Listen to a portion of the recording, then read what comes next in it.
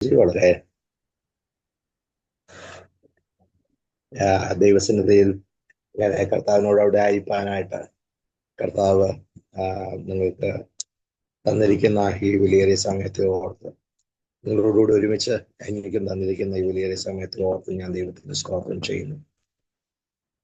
കർത്താവ് നമ്മളെ പാപത്തിൽ നിന്ന് നമ്മളെ രക്ഷിച്ചത് എന്തിനാണെന്ന് പലപ്പോഴും നമ്മൾ തിരിച്ചറിയാതെ നാം നമുക്കുള്ളവരെ ജീവിക്കാനുള്ള പ്രവണത നമുക്ക് വളരെ കൂടുതലാണ്. നമുക്കുള്ളവരായിട്ട് നമ്മൾ ജീവിക്കുന്നതിന് കാരണം നമ്മളെ വിളിച്ചത് ആരാണെന്നും വിളിച്ചത് എന്തിനാണെന്നും വിളിച്ചത് എങ്ങനെയാണെന്നും അറിയാത്തതുകൊണ്ടാണ്. നമുക്കറിയാം, വിളിച്ചത് ദൈവത്തെ കുറിച്ച് പറയുമ്പോൾ നമ്മൾ അബ്രഹാമിനെ കുറിച്ച് വായിക്കും ഇങ്ങനെയാണ്: മെസൊപ്പൊത്താമ്യയിൽ ഊരിൽ വെച്ച് തേജോമയനായ ദൈവമാണ് പ്രത്യക്ഷത. അപ്പൊ ദൈവത്തിന്റെ പ്രത്യക്ഷത തൻ്റെ ആ തേജസ്സോടുകൂടിയാണ് ദൈവം പ്രത്യക്ഷനായത്. ആ ദൈവത്തെക്കുറിച്ചുള്ള ഒരു പരിജ്ഞാനം നൽകുന്ന രീതിയിലാണ് തനിക്ക് പ്രത്യക്ഷത ദൈവം കൊടുത്തത്. കാരണം ആത്യന്തികമായിട്ട് ദൈവത്തിന്റെ പദ്ധതി തന്നെക്കുറിച്ചുള്ളത് ആ തേജസ്സിലേക്ക് നടത്തുകയാണ് എന്നുള്ളത് അബ്രഹാമിന് ഗ്രഹിക്കുവാനാണ് ദൈവം അതേ മഹത്വത്തോടെയായിരുന്നു തനിക്ക് വെളിപ്പെടുത്തി കൊടുത്തത്. അത് നമുക്കറിയാം. അതുകൊണ്ട് തന്നെയാണ് അബ്രഹാം കൂടാരങ്ങളിൽ പാർത്തു. നമുക്കറിയാം, വാഗ്ദത്ത ദേശത്ത് ചെന്നിട്ട് കൂടാരങ്ങളിൽ പാർത്തു. ഇസഹാക്കിനോട് യാക്കോബിനോടും കൂടെ ഒരു കൂടാരങ്ങളിൽ പാർത്തു ദൈവത്തെ മഹത്വപ്പെടുത്തേണ്ടത് വായിക്കും. നമുക്കറിയാം, നമ്മളാണ് അബ്രഹാമിന്റെ സ്ഥാനത്തെങ്കിൽ നാം എന്ത് ചെയ്യും? ഒന്ന് ചിന്തിച്ചു നോക്കിയേ. നമ്മൾ അബ്രഹാമിന്റെ സ്ഥാനത്ത് നമ്മളോടാണ് തേജോമനായ ദൈവം പ്രത്യക്ഷനായിട്ട് പറയുകയാണ്, നീ ഇങ്ങനെ ഞാൻ കാണിപ്പാൻ എനിക്ക് ദേശത്തേക്ക് പുറപ്പെടുക. ആ ദേശത്ത് എന്നിട്ട് പറഞ്ഞു, ഇതെല്ലാം ഞാൻ എനിക്ക് അവകാശമായി തരുമെന്ന് പറഞ്ഞാൽ നമ്മൾ അടുത്ത് എന്ത് പ്ലാൻ ചെയ്യും?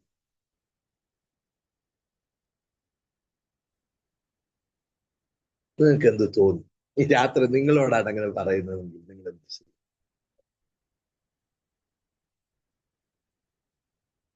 ഭാര്യയെ അടക്കാൻ അന്നത്തെ ഏറ്റവും നല്ല വില കൊടുത്ത് ഒരു സെമിത്തേരി വാങ്ങിച്ചെങ്കിൽ നമ്മളാണെങ്കിൽ എന്ത് ചെയ്യും?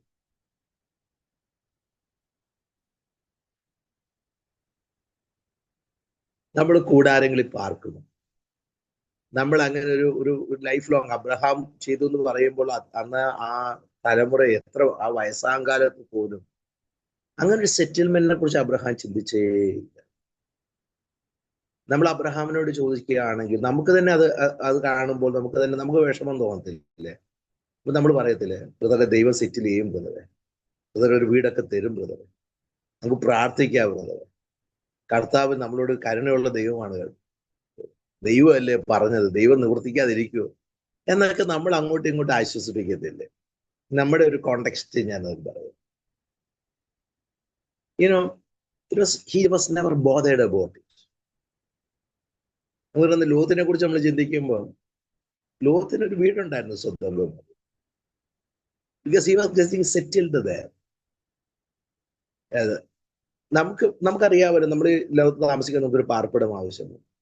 പഴയ നിയമത്തിൽ എന്താണ് അബ്രഹാം അങ്ങനെ ഒരു കൂടാരവാസിയായത്? എന്നാൽ പുതിയ നിയമത്തിൽ അങ്ങനെ ഒരു സിസ്റ്റം നമ്മൾ കാണുന്നൊന്നുമില്ല. പത്രോസിന്റെ വീടിനെ കുറിച്ച് നമ്മൾ വായിക്കുന്നു. കർത്താവ് കഫർനാമിന്റെ ഭവനത്തിൽ യേശു ഉണ്ടെന്ന് സ്തുതിയായി നമ്മൾ വായിക്കുന്നു. പുതിയ നിയമത്തിൽ അങ്ങനെ ഒന്നും നമ്മൾ കാണുന്നു. ഞാൻ ആ ഒരു പഴയ ആ സിസ്റ്റത്തിൽ എന്താണ് അവിടെ, എന്തുകൊണ്ടാണ് അതങ്ങനെ സംഭവിച്ചത്? നമുക്കൊരു കാര്യം നമുക്ക് മനസ്സിലാക്കാൻ പറ്റും. നമ്മുടെ വാക്കിലും നമ്മുടെ ഇടപാടുകളിലും ചിന്തകളിലുമൊക്കെ നമ്മൾ കൂടാരവാസിയാണോ ഇല്ലയോ എന്നുള്ളതിന്റെ ഒരു ഇംപ്രിന്റ് എവിടെയെങ്കിലും കാണാൻ, അല്ലെങ്കിൽ അതിൻ്റെ ഒരു തെളിവ് എവിടെയെങ്കിലും കാണാൻ ശേഷിച്ചിരിക്കും. അങ്ങനെ ഒരു കാര്യം ശേഷിക്കുന്നില്ലെങ്കിൽ അത് നമ്മൾ വളരെ സൂക്ഷിക്കേണ്ടി വരും എന്നുള്ള കാര്യം വളരെ സൂക്ഷിച്ചു വരും. നമുക്കറിയാം, നമ്മുടെ പ്രാർത്ഥനകൾ പോലും നാം അതിനെ വെളിപ്പെടുത്തുന്നതാണ് നമ്മുടെ പ്രാർത്ഥനകൾ. നമ്മൾ പുതിയ നിയമത്തിനകത്ത് നമ്മൾ പല പ്രാർത്ഥനകൾ നമ്മൾ കാണുന്നു. എന്നാൽ ആ പ്രാർത്ഥനകളിനകത്തൊക്കെ നമ്മുടെ അന്നന്ന് വീഴുന്ന ആഹാരത്തിന് വേണ്ടി പ്രാർത്ഥിക്കണമെന്ന് കർത്താവ് തന്നെ പ്രാർത്ഥിക്കാൻ പഠിപ്പിച്ചപ്പം പറഞ്ഞു. അതുപോലെ തന്നെ യഹൂദന്മാരുടെ കള്ളന്മാരുടെ കയ്യിൽ നിന്നൊക്കെ വിടുവിക്കാനായിട്ട് പൗലോസ് പ്രാർത്ഥനയിൽ അപേക്ഷിക്കുന്നതായിട്ട് നമുക്ക് റോമർക്കെഴുതലെടുത്ത് കാണാൻ സാധിക്കുന്നുണ്ട്. ഇങ്ങനെയുള്ള ഭൗമികമായ കാര്യങ്ങളോടുള്ള ബന്ധത്തിലുള്ള പ്രാർത്ഥനകൾ പല വശങ്ങൾ ഉണ്ടെങ്കിൽ തന്നെയും ആത്യന്തികമായിട്ടുള്ള പ്രാർത്ഥനകൾ പരിശോധിച്ച് നോക്കിയാൽ തന്നെ അറിയാൻ പറ്റും നമ്മൾ വാസ്തവത്തിൽ എങ്ങോട്ടായി പോകുന്നത്, നമ്മുടെ ലക്ഷ്യം എന്താണെന്നുള്ളത് നമുക്ക് അറിയാനായിട്ട് സാധിക്കും. ഇനി അഥവാ പ്രാർത്ഥനയെന്ന് ഞാൻ പറയുമ്പോൾ സമൂഹത്തിൽ നമ്മൾ പ്രാർത്ഥിക്കുന്നതിനെ കുറിച്ചല്ല ഞാനത് പറഞ്ഞു. സമൂഹത്തിൽ നമ്മൾ പ്രാർത്ഥിക്കുമ്പോൾ ചിലപ്പോൾ ആത്മീയമായിട്ട് നമുക്ക് വളരെ ഉത്സാഹത്തോടെ മറ്റുള്ളവരുടെ മുമ്പാകെ നമ്മൾ എങ്ങനെ വേണേലും പ്രാർത്ഥിക്കാൻ പറ്റും. അത് കർത്താവ് തന്നെ പറഞ്ഞു മത്തായിയുടെ സുവിശേഷം 6-ാം അധ്യായത്തിനകത്ത് 5-ാം വാക്യത്തിനകത്ത്, നിങ്ങൾ പ്രാർത്ഥിക്കുമ്പോൾ, അല്ലെ 6-ന്റെ 5, നിങ്ങൾ പ്രാർത്ഥിക്കുമ്പോൾ കപടഭക്തിക്കാരെ പോലെ ആകരുത് എന്ന് പറഞ്ഞു കഴിഞ്ഞാൽ അവർ മനുഷ്യർക്ക് വിളങ്ങേണ്ടതിന് പള്ളികളിലും തെരുക്കോണുകളിൽ നിന്നുകൊണ്ട് പ്രാർത്ഥിപ്പാൻ ഇഷ്ടപ്പെടും. അതവിടുത്തെ സ്ഥലത്തെ കുറിച്ചാണ് പറഞ്ഞതെങ്കിൽ നമ്മളും ചിലപ്പോൾ പ്രാർത്ഥിക്കുന്ന വിഷയത്തിൽ കൂടെ വേണമെങ്കിൽ നമുക്ക് അങ്ങനെ പ്രാർത്ഥിക്കാനായിട്ട് കഴിയും. ഇപ്പൊ ഞാനിപ്പോ നമുക്കൊരു നല്ലൊരു പ്രാസംഗിക, നമ്മുടെ ഇപ്പോഴത്തെ പുതിയ മുഖ്യമന്ത്രി, അദ്ദേഹം നല്ലൊരു പ്രാസംഗികനാണ്, മുഖ്യമന്ത്രിയായിട്ട് തെരഞ്ഞെടുക്കപ്പെട്ടയാള്, നല്ലൊരു പ്രാസംഗികനാണ്. ഞാൻ ചിലപ്പോൾ ചിന്തിച്ചിട്ടുണ്ട് അദ്ദേഹത്തെ നമ്മുടെ കൺവെൻഷൻ സ്റ്റേജുകൾ വിളിച്ചു കഴിഞ്ഞാൽ കൺവെൻഷൻ ഒരു വിജയം തന്നെയായിരിക്കും. കാരണം എന്താണെന്ന് വെച്ച് കഴിഞ്ഞാൽ അദ്ദേഹത്തിന് നന്നായിട്ട് അത് പ്രസന്റ് ചെയ്യാൻ അറിയാം. ഉപദേശിമാരെക്കാളും നന്നായിട്ട് അദ്ദേഹം പ്രസന്റ് ചെയ്യുന്ന മുഴുവൻ ശരിയാണോ തെറ്റാണോ എന്നുള്ളത് രണ്ടാമത്തെ കാര്യം. പക്ഷെ അദ്ദേഹത്തിന് അത് പ്രസന്റ് ചെയ്യാനുള്ള അദ്ദേഹത്തിന്റെ കപ്പാസിറ്റി ഭയങ്കരമാണ്. അപ്പോൾ ചിലപ്പോൾ നമ്മുടെ പ്രാർത്ഥനകൾ പോലും അതൊരു മിയർ പ്രസന്റേഷൻസ് ആയിട്ട് മാറാൻ സാധ്യത. നമുക്ക് നല്ല വൊക്കാബുലറീസ് പറയാനായിട്ട് സാധിക്കും. ഇപ്പം ഞാൻ പ്രാർത്ഥിക്കുന്നു, നാളുകളായിട്ട് പ്രാർത്ഥിക്കുന്നു, പലർക്ക് വേണ്ടി പ്രാർത്ഥിക്കുന്നു. അത് എങ്ങനെ പ്രാർത്ഥിക്കണമെന്ന് ഒരു പരിചയം എനിക്ക് നന്നായിട്ട്. എന്നാൽ അതുകൊണ്ട് ഞാനൊരു യഥാർത്ഥ പ്രാർത്ഥന ചെയ്യുന്നവനാണെന്നോ, ഞാൻ സത്യത്തിൽ എൻ്റെ ഹൃദയത്തിന്റെ അന്തർഭാഗത്തിൽ ആ പ്രാർത്ഥനയിൽ രൂപാന്തരത്തോടെ ഞാൻ പ്രാർത്ഥിക്കുന്നവനാണെന്നോ അതുകൊണ്ട് വരുന്നൊന്നുമില്ല. നമുക്കറിയാം, ഒരിക്കൽ ഞാൻ ആൻഡ്രൂ മുറി എന്ന് പറഞ്ഞൊരു ദൈവദാസന്റെ പുസ്തകം വായിച്ചപ്പോൾ അദ്ദേഹം പറഞ്ഞൊരു കാര്യം എന്നെ സ്പർശിച്ചൊരു കാര്യം. അദ്ദേഹം ഹ്യൂമിലിറ്റിയെ കുറിച്ച്, താഴ്മയെ കുറിച്ചാണ് അദ്ദേഹം പറഞ്ഞത്. അപ്പൊ അദ്ദേഹം താഴ്മയെ കുറിച്ച് പറഞ്ഞപ്പോൾ അദ്ദേഹം പറഞ്ഞത് പരീശന്റെയും ചുങ്കക്കാരന്റെ ഒക്കെ പ്രാർത്ഥനയെ കുറിച്ച് പറഞ്ഞിട്ട് അദ്ദേഹം പറഞ്ഞു, നമുക്കറിയാം പരീശൻ പ്രാർത്ഥിക്കുന്ന പോലെ പ്രാർത്ഥിക്കരുതെന്ന് അറിയാം. അതുകൊണ്ട് 21-ാം നൂറ്റാണ്ടിലെ പരീശന്മാർ അവര് ചുങ്കക്കാരന്റെ കുപ്പായമിട്ടാണ് അദ്ദേഹം പ്രാർത്ഥിക്കാറെന്ന് അദ്ദേഹം പറഞ്ഞത് ഞാൻ ചിലപ്പോൾ ഓർത്തു. കാരണം നമുക്കറിയാം പരീശൻ പ്രാർത്ഥിക്കുന്ന പോലെ പ്രാർത്ഥിക്കാൻ പാടില്ല എന്നറിയാം. അതുകൊണ്ട് നമ്മളിങ്ങനെ മാറത്തൊക്കെ അടിച്ച് എൻ്റെ ദൈവമേ എന്നോട് കരുണ തോന്നണേ എന്നൊക്കെ പറഞ്ഞ് നമ്മൾ പ്രാർത്ഥിക്കുന്നു. അപ്പം പ്രാർത്ഥിക്കുന്നതിന്റെ കാരണം എന്താണെന്നറിയാം. അപ്പൊ കേൾക്കുന്ന വിചാരിക്കും, അയ്യോ ബ്രദർ നെഞ്ചത്തടിച്ചാ പ്രാർത്ഥിക്കുന്നു, ഇങ്ങനെയൊന്നും പ്രാർത്ഥിക്കുന്നവരെ ഞങ്ങൾ കണ്ടിട്ട് പോലും ഇല്ല എന്ന് നമുക്ക് തോന്നും. എന്ന് വെച്ച് കഴിഞ്ഞാൽ നമുക്ക് എങ്ങനെയാണേലും നമ്മുടെ ഹൃദയം നമ്മൾ ഡിസീവ് ചെയ്യാനുള്ള പോസിബിലിറ്റീസ് ഉണ്ടെന്നാണ് ആ പറഞ്ഞത്. അതിനുള്ള പോസിബിലിറ്റീസ് ഉണ്ട്. അതിന്റെ അർത്ഥം നമ്മളിനി അയ്യോ ഇനി ഇങ്ങനെ പ്രാർത്ഥിക്കുന്ന ആലോചിച്ച് വിഷമിക്കണമെന്നല്ല ഞാൻ പറഞ്ഞതിന്റെ അർത്ഥം. നമ്മുടെ ട്രാൻസ്ഫോർമേഷന് നമ്മൾ ഇടം കൊടുക്കുകയും നമ്മൾ വീണ്ടും ഒരു രൂപാന്തരത്തിന് വേണ്ടി മനസ്സ് വെക്കുകയും ചെയ്താൽ നമ്മുടെ പ്രാർത്ഥനകളെ നമുക്കറിയാലോ, ചിലപ്പോൾ ഈ വൊക്കാബുലറീസും ഉണ്ട്. ഞാൻ പണ്ട് കല്യാണം കഴിക്കുന്നതിന് മുമ്പ് ഒരിക്കൽ ഒരു ടീം ഞങ്ങളുടെ ഇവിടെ വന്നു. ഞാൻ ബാംഗ്ലൂരായിരുന്ന സമയത്ത് വന്നു. അപ്പം അന്ന് ഞാൻ കല്യാണം കഴിച്ചിട്ടില്ല. വല്ല പെമ്പിള്ളാരൊക്കെ കല്യാണം കഴിക്കണമെന്നുള്ള ഇങ്ങനെ ആഗ്രഹത്തോടെ ഇങ്ങനെ നോക്കി നടക്കുന്ന സമയമാണ്. അപ്പം ആ മണിപ്പൂരിൽ നിന്നെങ്ങാണ്ട് വന്നൊരു പെങ്കൊച്ചൊരു പ്രാർത്ഥന പ്രാർത്ഥിച്ചു. ഞാൻ നോക്കിയപ്പോൾ എൻ്റെ ദൈവമേ, സ്വർഗം താഴോട്ട് ഇറങ്ങി വരുന്നു, ഈ പെണ്ണിനെ അങ്ങ് കെട്ടിയാലോ എന്ന് ഞാൻ അങ്ങ് വിചാരിച്ചു.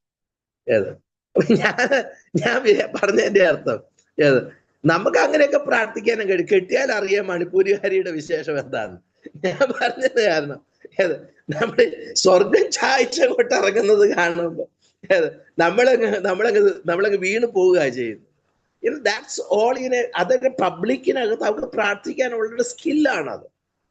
അത് പബ്ലിക്ക് ചിലപ്പോൾ അവർ പ്രാർത്ഥിക്കുമ്പോൾ അതിനകത്ത് വിധമാണത് അങ്ങനെ. അതുകൊണ്ട് ഒരു വ്യക്തി അങ്ങനെ ആകണമെന്നില്ല. നമുക്കറിയാമല്ലോ, ഇപ്പം ഞാനൊരു പ്രവാചകനായിട്ട് അറിയപ്പെടുക എന്ന് വിചാരിച്ചു. ഞാൻ പലപ്പോഴും ആൾക്കാരെ ശ്രദ്ധിച്ചിട്ടുണ്ട്, അവർ പറയുന്ന പ്രവചനത്തെ മറ്റുള്ളവർ അംഗീകരിച്ചില്ലെങ്കിൽ കാണാം അവരുടെ സ്വഭാവം. അവർക്ക് പെട്ടെന്ന് ദേഷ്യം വരും. ഞാൻ ആലോചിച്ചിട്ടുണ്ട്, അപ്പോഴാണ് നമ്മൾ അവരുടെ റിയൽ നേച്ചർ എന്താന്നുള്ളത് അറിയുന്നത്. ഇത് പ്രവചനം പറഞ്ഞത് കൊണ്ടോ അത് ശരിയായത് കൊണ്ടോ അവർ രൂപാന്തരപ്പെട്ടവരാണെന്നോ അത് നമ്മളെ രൂപാന്തരത്തേക്ക് നടത്തുമെന്നോ അതുകൊണ്ട് അർത്ഥമാകുന്നൊന്നുമില്ല. അപ്പം അത് മനസ്സിലാക്കേണ്ടത് നമ്മുടെ ചുമതലയാണ്. അത് ദൈവത്തിന്റെ സന്നിധിയിൽ നമുക്ക് ആ വ്യത്യാസം നമ്മൾ മനസ്സിലാക്കേണ്ടത് വളരെ ആവശ്യമാണ്.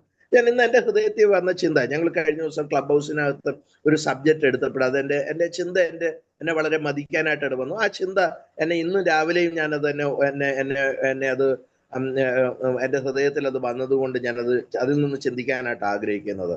നമുക്ക് മത്തായിയുടെ സുവിശേഷം അതിന്റെ 6-ാം അധ്യായം, നമുക്ക് വളരെ സുപരിചിതമായിരിക്കുന്ന വാക്യമാണ്. നമുക്ക് അതിന്റെ 8ഉം 9ഉം നമുക്ക് 9ഉം 10ഉം വാക്യം നോക്കുക. അവരോട് തുല്യരാകരുത്, നിങ്ങൾക്ക് ആവശ്യമുള്ളത് ഇന്നതെന്ന് നിങ്ങൾ യാചിക്കും മുമ്പേ നിങ്ങളുടെ പിതാവ് അറിയുന്നുവല്ലോ. നിങ്ങൾ കർത്താവ് പറയുന്നത്, നമുക്ക് നമ്മള് ചിലര് ജൽപ്പനം കൊണ്ട്, അതായത് കൂടുതൽ പ്രാർത്ഥിക്കുന്നത് കൊണ്ട്, അല്ലെ, ഇപ്പൊ നമുക്ക് തന്നെ ചിലപ്പോൾ ചിന്തയുണ്ടാവും, രാത്രി പ്രാർത്ഥിച്ച ദൈവം പ്രത്യേകം കേൾക്കും. നമുക്ക് അങ്ങനെയൊക്കെയുള്ള ചിന്തകളുള്ളവരുണ്ട്. നമ്മൾ രാത്രി പ്രാർത്ഥിക്കുന്നത് കൊണ്ടല്ല, നമ്മൾ രാത്രി പ്രാർത്ഥിക്കുന്നത് നമുക്ക് സമയം വേർതിരിച്ച് കിട്ടാൻ പറ്റി പ്രാർത്ഥിക്കുന്നത്. അല്ലാതെ രാത്രി പ്രാർത്ഥിക്കുമ്പോൾ ദൈവത്തിന് എന്തൊക്കെ അന്ധകാര ശക്തികളൊക്കെ ഇങ്ങനെ പ്രബലമായി നിൽക്കുന്ന സമയമാണ്.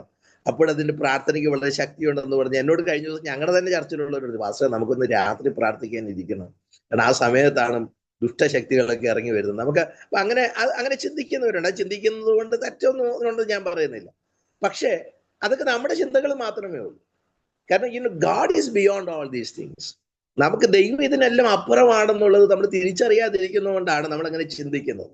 നാം ദൈവത്തെക്കുറിച്ചുള്ള പരിജ്ഞാനം ഇല്ലാത്തതുകൊണ്ടാണ് നമ്മൾ ചിന്തിക്കുന്നത്. കർത്താവ് എന്തുകൊണ്ടാണ് രാത്രി മുഴുവൻ ഇരുന്ന് പ്രാർത്ഥിച്ചെന്ന് വെച്ചാൽ കർത്താവിന് പകല് പ്രാർത്ഥിക്കാൻ നേരമില്ല. അതുകൊണ്ടാണ് കർത്താവിന് പ്രാർത്ഥിക്കാൻ നേരമില്ല. കാരണം കർത്താവിന് ശുശ്രൂഷ കൊണ്ട് കർത്താവിന് രാത്രി അല്ലാതിരിക്കാൻ നേരമില്ലാത്തത് കൊണ്ടാണ്. കർത്താവിന് ഏകാഗ്രമായിട്ട് ഇരിക്കാനാ കർത്താവ് രാത്രിയിൽ പ്രാർത്ഥിക്കാനായിട്ട് സമയം തിരഞ്ഞെടുത്തത്. അത് ആ ഒരു വസ്തുത നമ്മൾ തിരഞ്ഞെടുക്കേണ്ടത്, നമ്മൾ തിരിച്ചറിയേണ്ടത് വളരെ ആവശ്യം. നമുക്ക് വളരെ ഏകാഗ്രമായി ദൈവസന്നിധി ധ്യാനിക്കാനും പഠിക്കാനും. ഞാൻ ആലോചിച്ചു, ഞങ്ങളിവിടെ നൈറ്റ് പ്രെയർ നടത്തുമ്പം എന്തൊരു സമയമാണ് നമുക്ക് കിട്ടുന്നത്. വചനം ഒരുമിച്ചിരുന്ന് ധ്യാനിക്കാം, പഠിക്കാം, പ്രാർത്ഥിക്കാം, പല വിഷയങ്ങളെ ഓർത്ത് പ്രാർത്ഥിക്കാം, ദേശങ്ങളെ ഓർത്ത് പ്രാർത്ഥിക്കാം. ഇതിനൊക്കെ നമുക്ക് ഒരു സഭായോഗത്തിന് നമുക്ക് സമയം കിട്ടത്തില്ല. നമുക്ക് നമ്മുടെ ഉപവാസ പ്രാർത്ഥനകളിൽ പോലും നമുക്ക് ചിലപ്പോൾ സമയം കിട്ടത്തില്ല. ആരോ പറഞ്ഞ പോലെ ഉപവാസ പ്രാർത്ഥന എന്ന് പറയാൻ പറ്റത്തില്ല, ഉപവാസ പ്രസംഗം എന്ന് വേണമെങ്കിൽ പറയാന്ന് പറഞ്ഞല്ലേ. കാരണം ഉപദേശി തന്നെ പ്രസംഗത്തിന് തന്നെ നല്ല സമയം എടുക്കും, പിന്നെ പ്രാർത്ഥിക്കാൻ നേരം കിട്ടാറില്ല. കാരണം ആപ്പാട് ആൾക്കാർ വരുമ്പോൾ 1 മണിയാകുമ്പോൾ തീർക്കുകയും വേണം. പിന്നെ എവിടെയാ പ്രാർത്ഥിക്കാൻ നേരം കിട്ടുന്നത്? അതൊന്നുമില്ല. പിന്നെ നമ്മളൊരു ഉപവാസ പ്രാർത്ഥന നടത്തിയത് നമുക്കൊരു ഇത്. അതുകൊണ്ട് ഈ നൈറ്റ് പ്രേയേഴ്സിനുള്ളൊരു വലിയ ഗുണമാണ് ഞാൻ ഈ പറഞ്ഞു വരുന്നത്. കാരണം നമുക്ക് അതൊരു വലിയ പ്രയോജനമാണ്. എന്നാൽ ഇവിടെ നമുക്കും ചിന്ത ചിലപ്പോൾ ഉണ്ടാകുന്നത് ഇങ്ങനെ കൂടുതൽ പ്രാർത്ഥിച്ചുകൊണ്ട്, അതാണ് അവർക്ക് ഉണ്ടാകുന്നത്. ജാതികളെ പോലെ ജൽപ്പനം ചെയ്തെന്ന് പറഞ്ഞതിന് കാരണം ഒരു കാര്യം റിപ്പീറ്റഡ് ആയിട്ട് പറയുമ്പം അതിനെന്തോ ഒരു എഫക്റ്റ് ഉണ്ട്.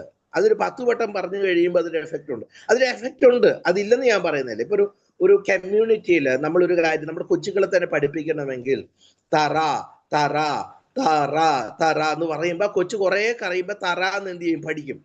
പക്ഷെ കർത്താവിനെ അങ്ങനെ പറഞ്ഞ് പഠിപ്പിക്കാൻ പറ്റുമോ? അല്ലെ, കർത്താവിനെ അങ്ങനെ അങ്ങനെ ഒരു വ്യക്തിയാണോ കർത്താവ്? നമ്മളൊരു കാര്യം പലവട്ടം പറയുമ്പോൾ എന്ന് അങ്ങ് ചെയ്തേക്കാം എന്ന് പറഞ്ഞ് ചെയ്യുന്ന ഒരു വ്യക്തിയാണ്. അങ്ങനെ ഒരു വ്യക്തി അല്ല എന്നുള്ളതാണ് നമ്മൾ അവിടെ എഴുതിയേക്കുന്നത്. നമുക്ക് എന്നിട്ട് പറയുകയാണ്, നിങ്ങളുടെ ആവശ്യങ്ങളെ കുറിച്ചിട്ട് ദൈവത്തിന് വളരെ ബോധ്യമുണ്ട്. അതാണ് നമ്മൾ വായിക്കുന്നത്. നമുക്ക് വേണമെങ്കിൽ അത് വായിക്കാം. അതിന്റെ 7-ാം വാക്യം. പ്രാർത്ഥിക്കയിൽ നിങ്ങൾ ജാതികളെ പോലെ ജൽപ്പനം ചെയ്യരുത്, അതിഭാഷണത്താൽ ഉത്തരം കിട്ടുമെന്നല്ലോ അവർക്ക് തോന്നുന്നത്. അവര് ചിന്തിക്കുന്നത് അതിഭാഷണം കൊണ്ട്, കൂടുതൽ പറയുന്നത് കൊണ്ട് അവർ കിട്ടുമെന്നാണ് ചിന്തിക്കുന്നത്. നമ്മള് ചിലപ്പം അത് അങ്ങനെ പറഞ്ഞാൽ നമുക്ക് കിട്ടുമെന്ന് ചിന്തിച്ച് നമുക്കറിയാം. അത് നമുക്ക് പറയേണ്ട കാര്യമില്ല. കാരണം പല മതസ്ഥരും അവരുടെ കയ്യിൽ ചില പ്രാർത്ഥനയ്ക്കുമായിട്ടുള്ള ചില മാല പോലെയുള്ളത് ഒക്കെ ഉള്ളത് നമുക്ക് നന്നായിട്ട് അറിയാം. കാരണം അവർ ചിന്തിക്കുക അങ്ങനെ പലവട്ടം 1000 വട്ടം അങ്ങനെ നമ്മുടെ കടകളിൽ പോലും ഉണ്ട് 1000 സ്തോത്രം എന്നൊക്കെ പറയുന്ന ആൾക്കാരുണ്ട്. കാരണം ഒറ്റയടിക്ക് ഒരു 1000 സ്തോത്രമൊക്കെ നടത്തി കഴിഞ്ഞാൽ പിന്നെ കാര്യങ്ങളിൽ എളുപ്പത്തിലാണല്ലോ എന്ന് ധരിക്കുന്ന ആൾക്കാരുണ്ട്. അപ്പം നമുക്ക് അങ്ങനെ നമുക്ക് എഴുതിയേക്കുന്ന കാര്യം എന്നിട്ട് വായിക്കുന്നത്, അവരോട് തുല്യരാകരുത്, നിങ്ങൾക്ക് ആവശ്യമുള്ളത് ഇന്നതെന്ന് യാചിക്കുന്നതിന് മുമ്പ് നിങ്ങളുടെ പിതാവ് അറിയുന്നില്ല. അപ്പം ഇത് പിതാവ് അറിയുന്നു. Knowledge of God is important. it should drive us in prayer. ദൈവത്തെ കുറിച്ചുള്ള പരിജ്ഞാനമാണ് നമ്മളെ പ്രാർത്ഥനയിലേക്ക് നമ്മൾ കൊണ്ടുപോകേണ്ടത്. അല്ലാതെ നമുക്ക് കുറെ ആവശ്യങ്ങളുണ്ട്, ഇതെല്ലാം കൂടെ അറിയിക്കണമെന്ന് നമ്മൾ ചിന്തിക്കുമ്പം ഇത് ഞാൻ യാചിക്കുന്നതിന് മുമ്പേ തന്നെ എനിക്ക് ഇന്നതാണ് ആവശ്യമെന്ന് അറിയുന്ന ഒരാളോടാണ് ഞാൻ പ്രാർത്ഥിക്കുന്നത് എന്നുള്ളത് ചിന്തിക്കണം. ഞാൻ യാചിക്കാൻ പോകുമ്പോൾ ഞാൻ അറിയേണ്ട കാര്യം, ഞാൻ യാചിക്കുന്നതിന് മുമ്പേ തന്നെ എൻ്റെ ആവശ്യങ്ങൾ അറിയാം. ഞാൻ ചിലപ്പം ചിന്തിക്കാറുണ്ട്, ഞാൻ ഉൾപ്പെടെ ഉള്ളവര് നമ്മൾ പ്രാർത്ഥനയിൽ എന്തെല്ലാം കാര്യങ്ങൾ കർത്താവിനെ പറഞ്ഞ് പഠിപ്പിക്കുന്നതെന്ന് അറിയാവോ? കർത്താവെ, എൻ്റെ പ്രശ്നങ്ങൾ എനിക്ക് അറിയാമല്ലോ, ജോലിയില്ലാതെ ഞാൻ വലയുന്നത് അറിയാമല്ലോ, എന്നൊക്കെ പറയുമ്പം ഓർമ്മിപ്പിക്കുന്നതായിരുന്നു. കർത്താവെ, ഞാൻ ഇതെല്ലാം അറിയാമല്ലോ എന്ന് പറഞ്ഞു. ചിലരങ്ങനെയല്ല, ചിലർ ബൈബിൾ ക്ലാസ് തന്നെ എടുക്കുന്നത് ഞാൻ കണ്ടിട്ടുണ്ട്. അത്യാവശ്യമുള്ള കാര്യങ്ങളെല്ലാം നമ്മൾ പഠിപ്പിക്കും കർത്താവിനെ. അപ്പം നമ്മളത് അങ്ങനെയൊക്കെ പറയുന്നതിന് കാരണം ദൈവത്തിന് ഇത് അറിയാഞ്ഞിട്ടൊന്നുമല്ല. പക്ഷേ ദൈവം എനിക്ക് ഈ കാര്യമെല്ലാം അറിയാന്നുള്ളത് കർത്താവിനെ പറഞ്ഞു ഓർമ്മിപ്പിക്കുക ചെയ്യുന്നത്. അപ്പൊ ഞാൻ പറയുന്നത് കാരണം നമുക്ക് ഇത് ആവശ്യമുള്ളത് ഇന്നതാണെന്ന് പിതാവ് അറിയുന്നല്ലോ. പിതാവ് ഇത് അറിയുന്നു. നമ്മൾ ഈ രാത്രി ഇവിടെ ഇരിക്കുന്നതിന് മുമ്പ്, നമ്മൾ ഈ ജനിക്കപ്പെടുന്നതിന് മുമ്പ്, നമ്മൾ ഇതിനെല്ലാം കുറിച്ച് ചിന്തിക്കുന്നതിന് മുമ്പ്, നമ്മുടെ ഈ രക്ഷ എന്താണെന്ന് അനുഭവിക്കുന്നതിന് മുമ്പ്, ലോകസ്ഥാപന മുമ്പ് തന്നെ നമ്മളെ അറിഞ്ഞു, നമ്മുടെ ആവശ്യങ്ങളെ അറിഞ്ഞു, നമ്മുടെ ഭാവിയെ അറിഞ്ഞു, നമ്മളെ കുറിച്ചുള്ള നിത്യമായ പദ്ധതികൾ മുഴുവനും ആവിഷ്കരിച്ച ഒരു പിതാവിനെയാണ് നാം സേവിക്കുന്നതെന്ന് ഓർത്താൽ നമുക്ക് എത്ര ദൈവത്തിന് നന്ദി പറയാ, സ്തുതിക്കാതിരിക്കാൻ കഴിയും. കാരണം വേദപുസ്തകം പറയും, നാം ലോകസ്ഥാപനത്തിന് മുമ്പ് തന്നെ നാം അവന്റെ സന്നിധിയിൽ വിശുദ്ധരും നിഷ്കളങ്കരുമാകേണ്ടതിന് അവൻ നമ്മളെ ക്രിസ്തുയേശുവിൽ തെരഞ്ഞെടുത്തു എന്നാണ് എഴുതിയിരിക്കുന്നത്. He chose me in Christ for what purpose? To be holy and blameless in his presence. അതിനാ ദൈവം തെരഞ്ഞെടുത്തത്. പക്ഷെ നമ്മൾ ദൈവത്തെ തെരഞ്ഞെടുത്തത് എന്തിനാ? ദൈവം നമ്മളെ തെരഞ്ഞെടുത്തത് അവന്റെ സന്നിധിയിൽ വിശുദ്ധരും നിഷ്കളങ്കരുമാകേണ്ടതിനാണ്.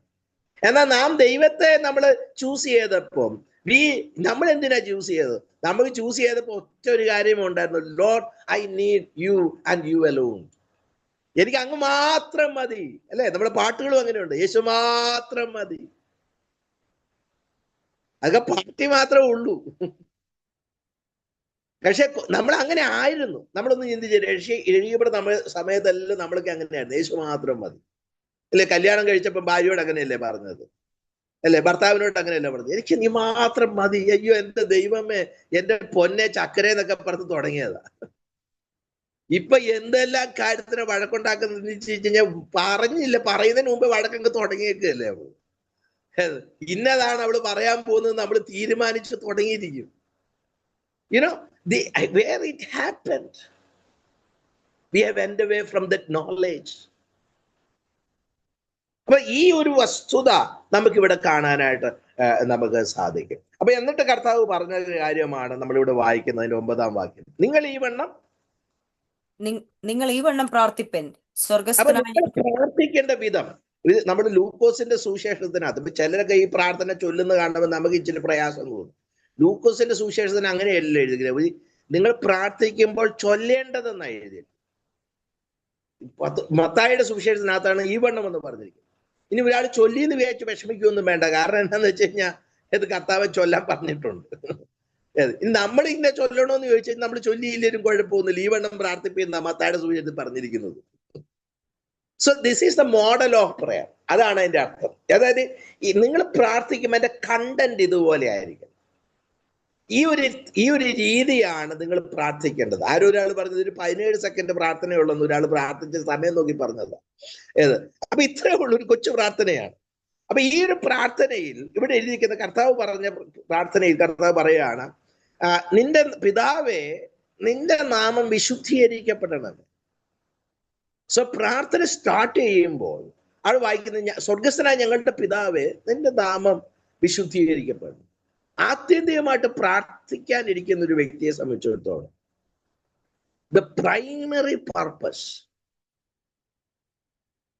ഒന്നാമത്തെ കാര്യം എന്താന്ന് വെച്ച് കഴിഞ്ഞാൽ ഞങ്ങളുടെ പിതാവാണ് ദൈവം എന്നുള്ള അറിവാണ്.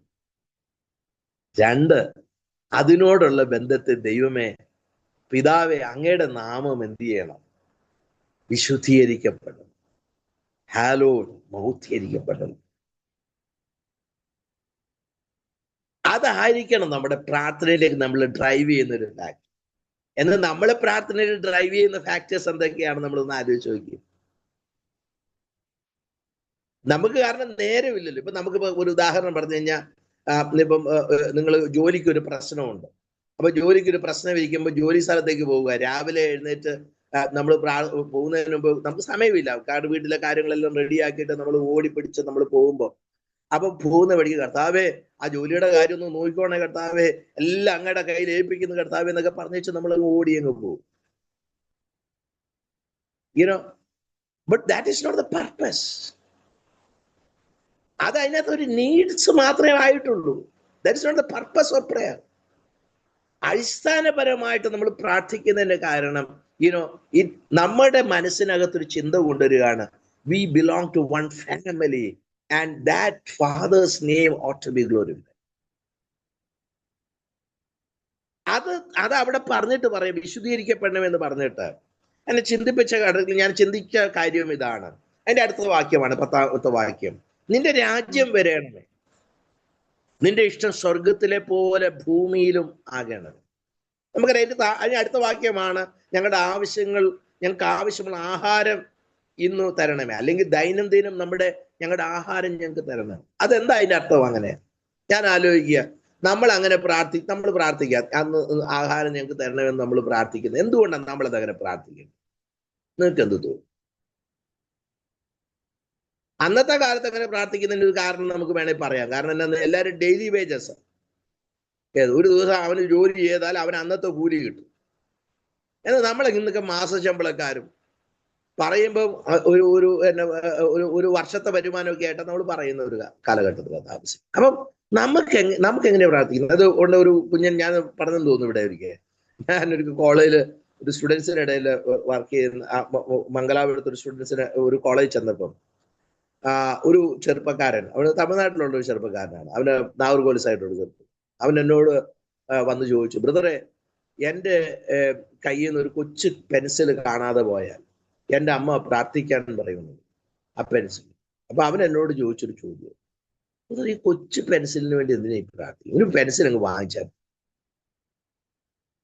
ഈ കാണാതെ പോയ കൊച്ചു പെൻസിലിന് വേണ്ടി പ്രാർത്ഥിക്കുന്ന കാര്യം എന്താ? എനിക്ക് തോന്നുന്നു അവൻ പെൻഡക്കോസ്റ്റലല്ല, അവന് CSI ആണെന്ന് എനിക്ക് തോന്നുന്നു.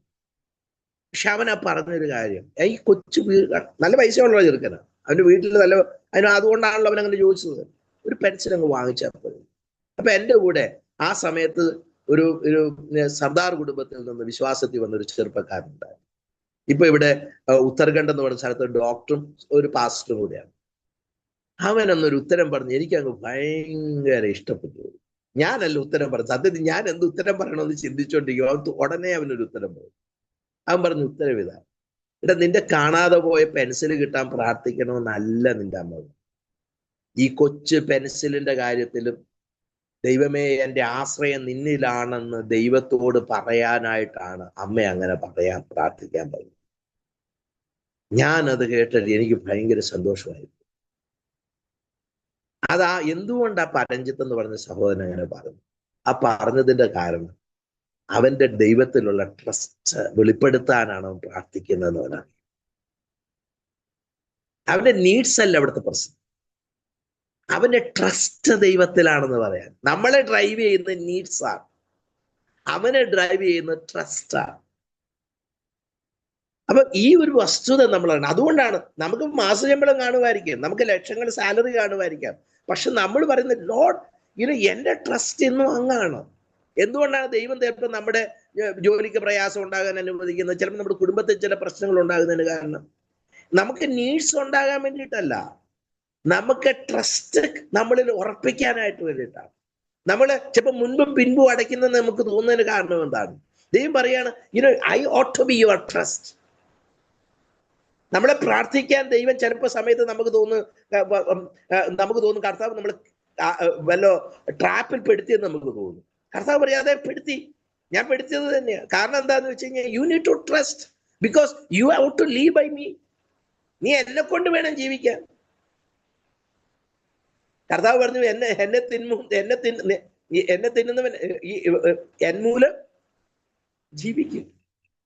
ശരിക്കും യേശു മൂലം ജീവിക്കാനായിട്ടാണ് ദൈവം നമ്മൾ പഠിപ്പിക്കുന്നത്. അതുകൊണ്ടാണ് അവിടെ എഴുതിയിരിക്കുന്നത് നമ്മുടെ ട്രസ്റ്റ് ആണ്. എന്നിട്ട് നമുക്കറിയാം അവിടെ എഴുതിയിരിക്കുന്ന കാര്യം, ഞങ്ങളുടെ കടക്കാരോട് ഞങ്ങൾ ക്ഷമിച്ചിരിക്കുന്ന പോലെ ഞങ്ങളുടെ കടങ്ങളെ ഞങ്ങളോട് ക്ഷമിക്കണമേ.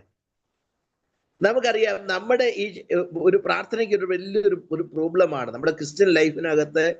നമ്മുടെ പ്രോഗ്രസിങ്ങിന് ഏറ്റവും തടസ്സം ഉണ്ടാക്കുന്ന ഒരു കാര്യമാണ് അൺഫോർഗീവ്നെസ് ഓർ ബിറ്റർനെസ്. കയ്പുള്ള വേര് മുളച്ച് കലക്കമുണ്ടാക്കി ഒരാളല്ല മലിനപ്പെടുന്നത്. കയ്പിന്റെ വേരിന്റെ ഒരു പ്രത്യേകത ഒത്തിരി പേരെ മലിനമാക്കുന്നുള്ളൂ. ഒരു ബിറ്റർനെസ് അകത്ത് കയറാതെ സൂക്ഷിക്കണം. ചിലപ്പോൾ അത് ആരോടും ആകാം, ഭർത്താവിനോടാകാം, ഭാര്യയോടാകാം, അമ്മായിയപ്പനോടാകാം, അമ്മായിയമ്മയോടാകാം, കൂട്ടു സഹോദരനോടാകാം, പാസ്റ്ററോടാകാം. എനിക്കറിയാം ഒരു സഹോദരൻ പിന്മാറിപ്പോയതിന് കാരണം ഒറ്റയ്ക്ക് കവലെ സാക്ഷ്യം പറഞ്ഞുകൊണ്ടിരുന്ന ഒരു വ്യക്തിയാണ്. ഡോക്ടറായിരുന്ന ഒരു ചെറുപ്പക്കാരൻ. അവൻ പിന്മാറിപ്പോയതിനൊരു കാരണം അവന്റെ ജീവിതത്തിൽ പണമില്ലാത്ത സമയത്ത് അവന്റെ പാസ്റ്റർ അവനെ കുറിച്ചിട്ട് സഹായിച്ചില്ല, ചോദിച്ചില്ല എന്നുള്ള ഒറ്റ കാരണം കൊണ്ട് പിന്മാറിപ്പോയി. അതിന് ആ സമയത്ത് പല സാഹചര്യങ്ങളുണ്ടായിരുന്നു. തെറ്റായ ചില ഉപദേശങ്ങളുടെ പുസ്തകങ്ങളൊക്കെ അവന് കിട്ടാനായിട്ട് ഇടവന്നു. എന്നാൽ അതിലെ ആ പുസ്തകങ്ങളൊക്കെ വായിച്ചത് ശരിയാണെന്ന് ചിന്തിക്കാൻ ആ വ്യക്തിയെ പ്രേരിപ്പിച്ച ഘടകം ഒരു ബിറ്റർനെസ്. പാസ്റ്ററോട് തോന്നിയ ഒരു ബിറ്റർനെസ്. പാസ്റ്റർ ഈ സംഭവം പോലും അറിയുന്നില്ല. ഒരിക്കലും അത് ഞങ്ങളോട് പറഞ്ഞപ്പോഴേ ഞങ്ങൾക്ക് മനസ്സിലായത് ഇന്നതായിരുന്നു അതിനകത്ത് ഒരു അടിസ്ഥാന കാര്യം. തന്റെ ജ്യേഷ്ഠനോട് തോന്നിയ ബിറ്റർനെസ്, താൻ കടന്നു പോകുന്ന കയ്പിന്റെ അനുഭവത്തിൽ താൻ ദൈവത്തിൽ ആശ്രയിക്കാൻ വേണ്ടിയിട്ട് ദൈവം അനുവദിച്ച കാര്യങ്ങളായിരുന്നു. പക്ഷെ ദൈവത്തിൽ ആശ്രയിക്കുന്നതിന് പകരം മനുഷ്യനിലുള്ള അവന്റെ ആശ്രയം അവനെ ദൈവത്തിൽ നിന്ന് തന്നെ അവൻ അന്യപ്പെടുത്തി കളഞ്ഞു. ദൈവം നമ്മളിൽ നിന്ന് നമ്മൾ ആഗ്രഹിക്കുന്നത് നമ്മുടെ ആ ബിറ്റർനെസ് കേടാതെ നമ്മൾ സൂക്ഷിക്കേണ്ടത് വളരെ ആവശ്യമാണ്. നമ്മുടെ പ്രാർത്ഥനയിൽ നമ്മൾ വളരെ ശ്രദ്ധിക്കേണ്ട, കർത്താവേ ഞങ്ങൾ ക്ഷമിക്കുന്നത് പോലെ ഞങ്ങളോട് ക്ഷമിക്കണം. നമുക്കറിയാം നമ്മളെല്ലാം പാപികളായിരുന്നപ്പം ദൈവം ഒരു നിരുപാധികമാണ് നമ്മളോട് ക്ഷമിച്ചത്. എന്നാൽ ദൈവം നമ്മൾ വിശ്വാസത്തിൽ വന്നു കഴിയുമ്പോൾ നമ്മുടെ പ്രാർത്ഥനയിൽ നാം വ്യത്യാസപ്പെടണമെന്ന് ആഗ്രഹിക്കുന്നു. നമ്മൾ കർത്താവിനോട് പറഞ്ഞു, കർത്താവ് ഞങ്ങൾ ക്ഷമിച്ചതുപോലെ ഞങ്ങളോട് ക്ഷമിക്കണം എന്ന് പറഞ്ഞു കഴിഞ്ഞാൽ ഞങ്ങൾക്കൊരു രൂപാന്തരം ഉണ്ടായേ പറ്റൂ എന്നാ പറഞ്ഞത്. എനിക്ക് ഈ ബിറ്റർനെസ്സും വെച്ചോണ്ട്, ഈ കയ്പും വെച്ചോണ്ട്, ഈ കപടം വെച്ചോണ്ട് എനിക്ക് ജീവിക്കാൻ വയ്യ കർത്താവ്. How long I will be an hypocrite? എത്ര കാലം ഞാൻ ഇങ്ങനെ ഈ കയ്പ് വെച്ചുകൊണ്ട് നടക്കും? അപ്പം ഞാൻ എന്നിട്ട് പറയണം, പരീക്ഷയിൽ കടക്കാതെ ദുഷ്ടങ്ങളിൽ നിന്ന് ഞങ്ങളെ വിടുവിക്കണം. നമുക്കറിയാം ആത്യന്തികമായിട്ട് ദുഷ്ടന്റെ തന്ത്രങ്ങളിൽ പെട്ട് നമ്മുടെ ജീവിതം നശിച്ചു പോകാതിരിക്കാനും ദൈവത്തിൽ തന്നെ നമ്മുടെ ആശ്രയം വെക്കണമെന്നാണ് പറഞ്ഞത്. നമ്മുടെ സ്വന്തം ശക്തി കൊണ്ട് ഈ പാപത്തെ ജയിക്കാനായിട്ട് കഴിയത്തില്ല. സ്വന്തം ശക്തി കൊണ്ട്, സ്വന്തം തീരുമാനങ്ങൾ കൊണ്ട് ഈ ലോകത്തിന്റെ പ്രലോഭനങ്ങളിൽ നിന്ന് പുറത്തു വരാൻ നമ്മൾ കഴിയത്തില്ല. ഈ ലോകത്തിന്റെ പ്രഭു ഒരുക്കുന്ന തന്ത്രങ്ങളിൽ നിന്ന് നമ്മൾ വിടുവിക്കപ്പെടണമെന്നുണ്ടെങ്കിൽ ദൈവത്തിലുള്ള സമ്പൂർണ്ണ ആശ്രയം നമുക്കുണ്ടായേ പറ്റൂ. അതിനാ ദൈവം നമുക്ക് പ്രാർത്ഥന. എന്നാൽ നമ്മുടെ പ്രാർത്ഥനയുടെ നല്ല ശതമാനം കണ്ടന്റ് നമ്മൾ നോക്കിയാൽ നമ്മുടെ നീഡ്സ് ആണ് നമ്മളെ ഡ്രൈവ് ചെയ്യുന്നത്. അതിന് വേണം ആ നീഡ്സ്. നമുക്ക് നിങ്ങളുടെ ആവശ്യങ്ങളെ സ്തോത്രത്തോടെ അറിയിക്കുക അത്ര വേണ്ടത്. എന്നാൽ സകല ബുദ്ധിയെയും കവിയുന്ന ദൈവ സമാധാനം നിങ്ങളുടെ ഹൃദയങ്ങളെയും നിലവുകളെയും ക്രിസ്തുവേശുവിൽ സൂക്ഷിക്കും. അതെന്തിനാണ്? നമുക്ക് നീഡ്സ് വരുമ്പോൾ ദൈവ സ്തോത്രത്തോടെ അതങ്ങ് അറിയിച്ചു കഴിഞ്ഞാൽ നമുക്ക് സമാധാനം നമ്മുടെ ഹൃദയവും നിലവും സൂക്ഷിക്കും. ഉടനെ needs നടക്കണമെന്നൊന്നും നിർബന്ധമൊന്നും. It may take time, but our heart gets settled. Our mind gets settled. God is going to take care about it. ദൈവം അത് നോക്കിക്കോളും. ദൈവം അതൊക്കെ കർത്താവ് നടത്തിക്കോളും.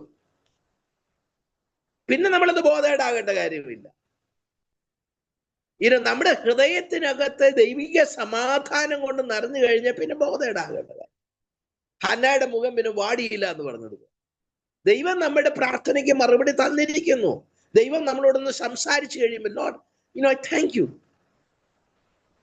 അപ്പൊ ഈ ഒരു കാര്യം നമുക്ക് ഇവിടെ കാണാനായിട്ട് സാധിക്കും. ഞാൻ പറഞ്ഞ വാക്യത്തിലേക്ക് വരികയാണ്. കർത്താവോട് വായിക്കുന്ന 10-ാം വാക്യത്തിൽ വായിക്കുന്നത്, നിന്റെ രാജ്യം വരേണമേ, നിന്റെ ഇഷ്ടം സ്വർഗത്തിലെ പോലെ ഭൂമിയിലുമാണ്.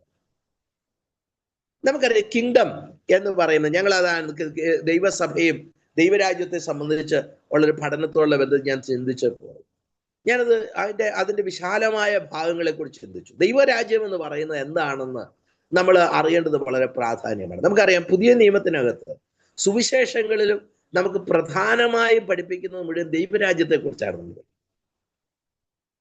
എന്നാ നമ്മള് ലേഖനങ്ങളിലും ഒക്കെ നമ്മൾ വരുമ്പോൾ കൂടുതൽ പഠിക്കുന്നത് ദൈവസഭയെ കുറിച്ചാണ്. നമ്മൾ ദൈവസഭയോടുള്ള ബന്ധത്തിലാണ് എഴുതിയിരിക്കുന്നത്.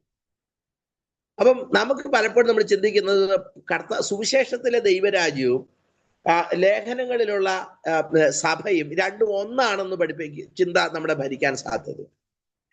എന്നാൽ അത് രണ്ടും ഒരുമിച്ച് പോകുന്ന ഒത്തിരി ഘടകങ്ങൾ അതിനാണ്, ഒത്തിരി ഘടകങ്ങളുണ്ട്. എന്നാൽ ദൈവരാജ്യം എന്ന് പറയുന്നത് അത് സഭ ഉളവാകുന്നതിന് മുമ്പ് തന്നെ സഭ ദൈവത്തിന്റെ ഹൃദയത്തിൽ ഒരു മർമ്മമായിട്ട് അനാദികാലം മുതലേ ഉണ്ടായിരുന്നെങ്കിലും അനാദികാലം മുതലേ ഉണ്ടായിരുന്ന ദൈവത്തിന്റെ ഭരണമാണ് ദൈവരാജ്യം എന്നുള്ളത് കൊണ്ട് അർത്ഥമാണ്. എന്ന് ദൈവമുണ്ടോ അന്ന്, അല്ലെങ്കിൽ ദൈവം എന്ന് പറഞ്ഞാൽ എറ്റേണൽ ഗോഡാ, ദൈവത്തിൽ എന്നും തന്നെയും ദൈവത്തിന്റെ രാജ്യവും ഉണ്ടായിരുന്നു. ആ രാജ്യത്തിന്റെ ഭരണത്തോടുള്ള ബന്ധത്തിൽ ദൈവത്തെ അനുസരിച്ച് ദൈവത്തിന്റെ ആ ഭരണം നടത്തുന്നതിനോടുള്ള ബന്ധത്തിലാണ് ദൈവം ദൂതന്മാരെ പോലെ സൃഷ്ടിച്ചിരിക്കുന്നത്. അവരെല്ലാം സൃഷ്ടിക്കപ്പെട്ട ബീയിങ്സ് ആണ്, അവരാരും ഉണ്ടായിരുന്നതല്ല, അവരെല്ലാം ദൈവം ഉളവാക്കിയതാണ്. അപ്പം അങ്ങനെ ഉളവാക്കിയ ദൈവദൂതന്മാര് പോലും ഈ ഭരണത്തിന്റെ അധികാരത്തിന്റെ കീഴിലുള്ളവരാണ്. എന്നാൽ ദൈവം നമ്മളെ തെരഞ്ഞെടുത്തപ്പോൾ, ദൈവസഭയെ ദൈവം തൻ്റെ പുത്രനെ തെരഞ്ഞെടുത്തപ്പോൾ ദൈവം തെരഞ്ഞെടുത്തത് ദൈവത്തിന്റെ രാജ്യത്തിന്റെ മാനിഫെസ്റ്റിംഗ് ബോഡി ആയിട്ടാണ് ദൈവം നമ്മളെ നിർത്തി. അല്ലെങ്കിൽ ദൈവത്തിന്റെ രാജ്യത്തെ വെളിപ്പെടുത്തുന്ന ദൈവത്തിന്റെ ഒരു കമ്മ്യൂണിറ്റി ആയിട്ടാണ് ദൈവം നമ്മളെ വെളിപ്പെടുത്തുന്നത്. അല്ലെങ്കിൽ ദൈവത്തിന്റെ ഭരണം, ദൈവത്തിന്റെ രീതികൾ, ദൈവത്തിന്റെ എല്ലാ സ്വഭാവ ഗുണങ്ങളെയും വെളിപ്പെടുത്തുന്ന ഒരു കമ്മ്യൂണിറ്റി ആയിട്ടാണ് ദൈവം നമ്മളെ വെളിപ്പെടുത്തുന്നത്. ഇത് ദൂതന്മാർക്ക് ആർക്കും ഇത് കിട്ടിയിട്ടില്ല, നമുക്ക് മാത്രം ദൈവം തന്നിരിക്കുന്ന ഒരു പ്രിവിലേജാണ്. ആ പ്രിവിലേജ് ദൈവം നമ്മളിൽ കൊണ്ടുവരാനാണ് ദൈവം നമുക്കറിയാം സുവിശേഷം തുടങ്ങുമ്പോൾ തന്നെ പറയുന്നത് ദൈവരാജ്യം സമീപിച്ചിരിക്കുക, അല്ലെങ്കിൽ സ്വർഗരാജ്യം സമീപിച്ചിരിക്കുകയാൽ മാനസാന്തരപ്പെട്ട് സുവിശേഷത്തിൽ വിശ്വസിക്കുക. It's at hand. അപ്പൊ ഈ ദൈവരാജ്യം എന്ന് പറയുമ്പോൾ നമ്മുടെ മനസ്സിനകത്ത് എന്തോ ദൂരെ ഇരിക്കുന്ന ഏതൊരു രാജ്യമാണ്. ആ രാജ്യം ഇനിയിപ്പോ ഇങ്ങോട്ട് ഇറങ്ങി വരണം. ഈ ഒരു ചിന്ത നമ്മളെ ഭരിക്കാൻ ഈ പ്രാർത്ഥനയിൽ സാധ്യതയുണ്ട്. എന്നാൽ അങ്ങനെ ഒരു ചിന്ത അതിൽ തന്നെ തെറ്റാണോ എന്ന് ചോദിച്ചാൽ അങ്ങോട്ട് തെറ്റുമല്ല. കാരണം 1000 ആണ്ട് വാഴ്ചക്കാലത്ത് നമുക്ക് ദൈവരാജ്യത്തിന്റെ ആ ശരിക്കും മഹിമയും ശക്തിയും ഈ ഭൂമിയിൽ നമുക്ക് 1000 ആണ്ട് വാഴ്ചക്കാലത്ത് കാണാനായിട്ട് സാധിക്കും. പുതിയ ആകാശം പുതിയ ഭൂമിയിലും നമുക്കത് ലിറ്ററലി അതിന്റെ ദൈവം മനുഷ്യരോടുകൂടെയുള്ള ദൈവത്തിന്റെ കൂടാരം എന്നുള്ള ആ പദത്തിൽ നമുക്ക് കാണാനായിട്ട് സാധിക്കും. ദൈവരാജ്യത്തിന്റെ ഭരണം എങ്ങനെയാണ് ഈ പുതിയ ഭൂമിയിൽ കാണാനായിട്ട് നമുക്ക് സാധിക്കും. എന്നാൽ കർത്താവ് ഇത് പറയുമ്പോൾ, പ്രാർത്ഥിക്കാൻ പറയുമ്പോൾ എന്താണ് കർത്താവ് പ്രൈമറിലി നമ്മളെ കൊണ്ട് ആഗ്രഹിച്ചൊരു കാര്യം? പരീക്ഷന്മാർ ചോദിച്ചിട്ടുണ്ട് ദൈവരാജ്യത്തെ കുറിച്ചിട്ട്, ദൈവരാജ്യം എപ്പോഴാണ് വരുന്നതെന്ന് ചോദിച്ചിട്ടുണ്ട്. നമുക്കതൊന്ന് വേണമെങ്കിൽ ഒന്ന് വായിക്കാം. ലൂക്കോസിന്റെ സുവിശേഷം അതിന്റെ 17-ാം അധ്യായം അതിന്റെ 20-ാം ഭാഗം.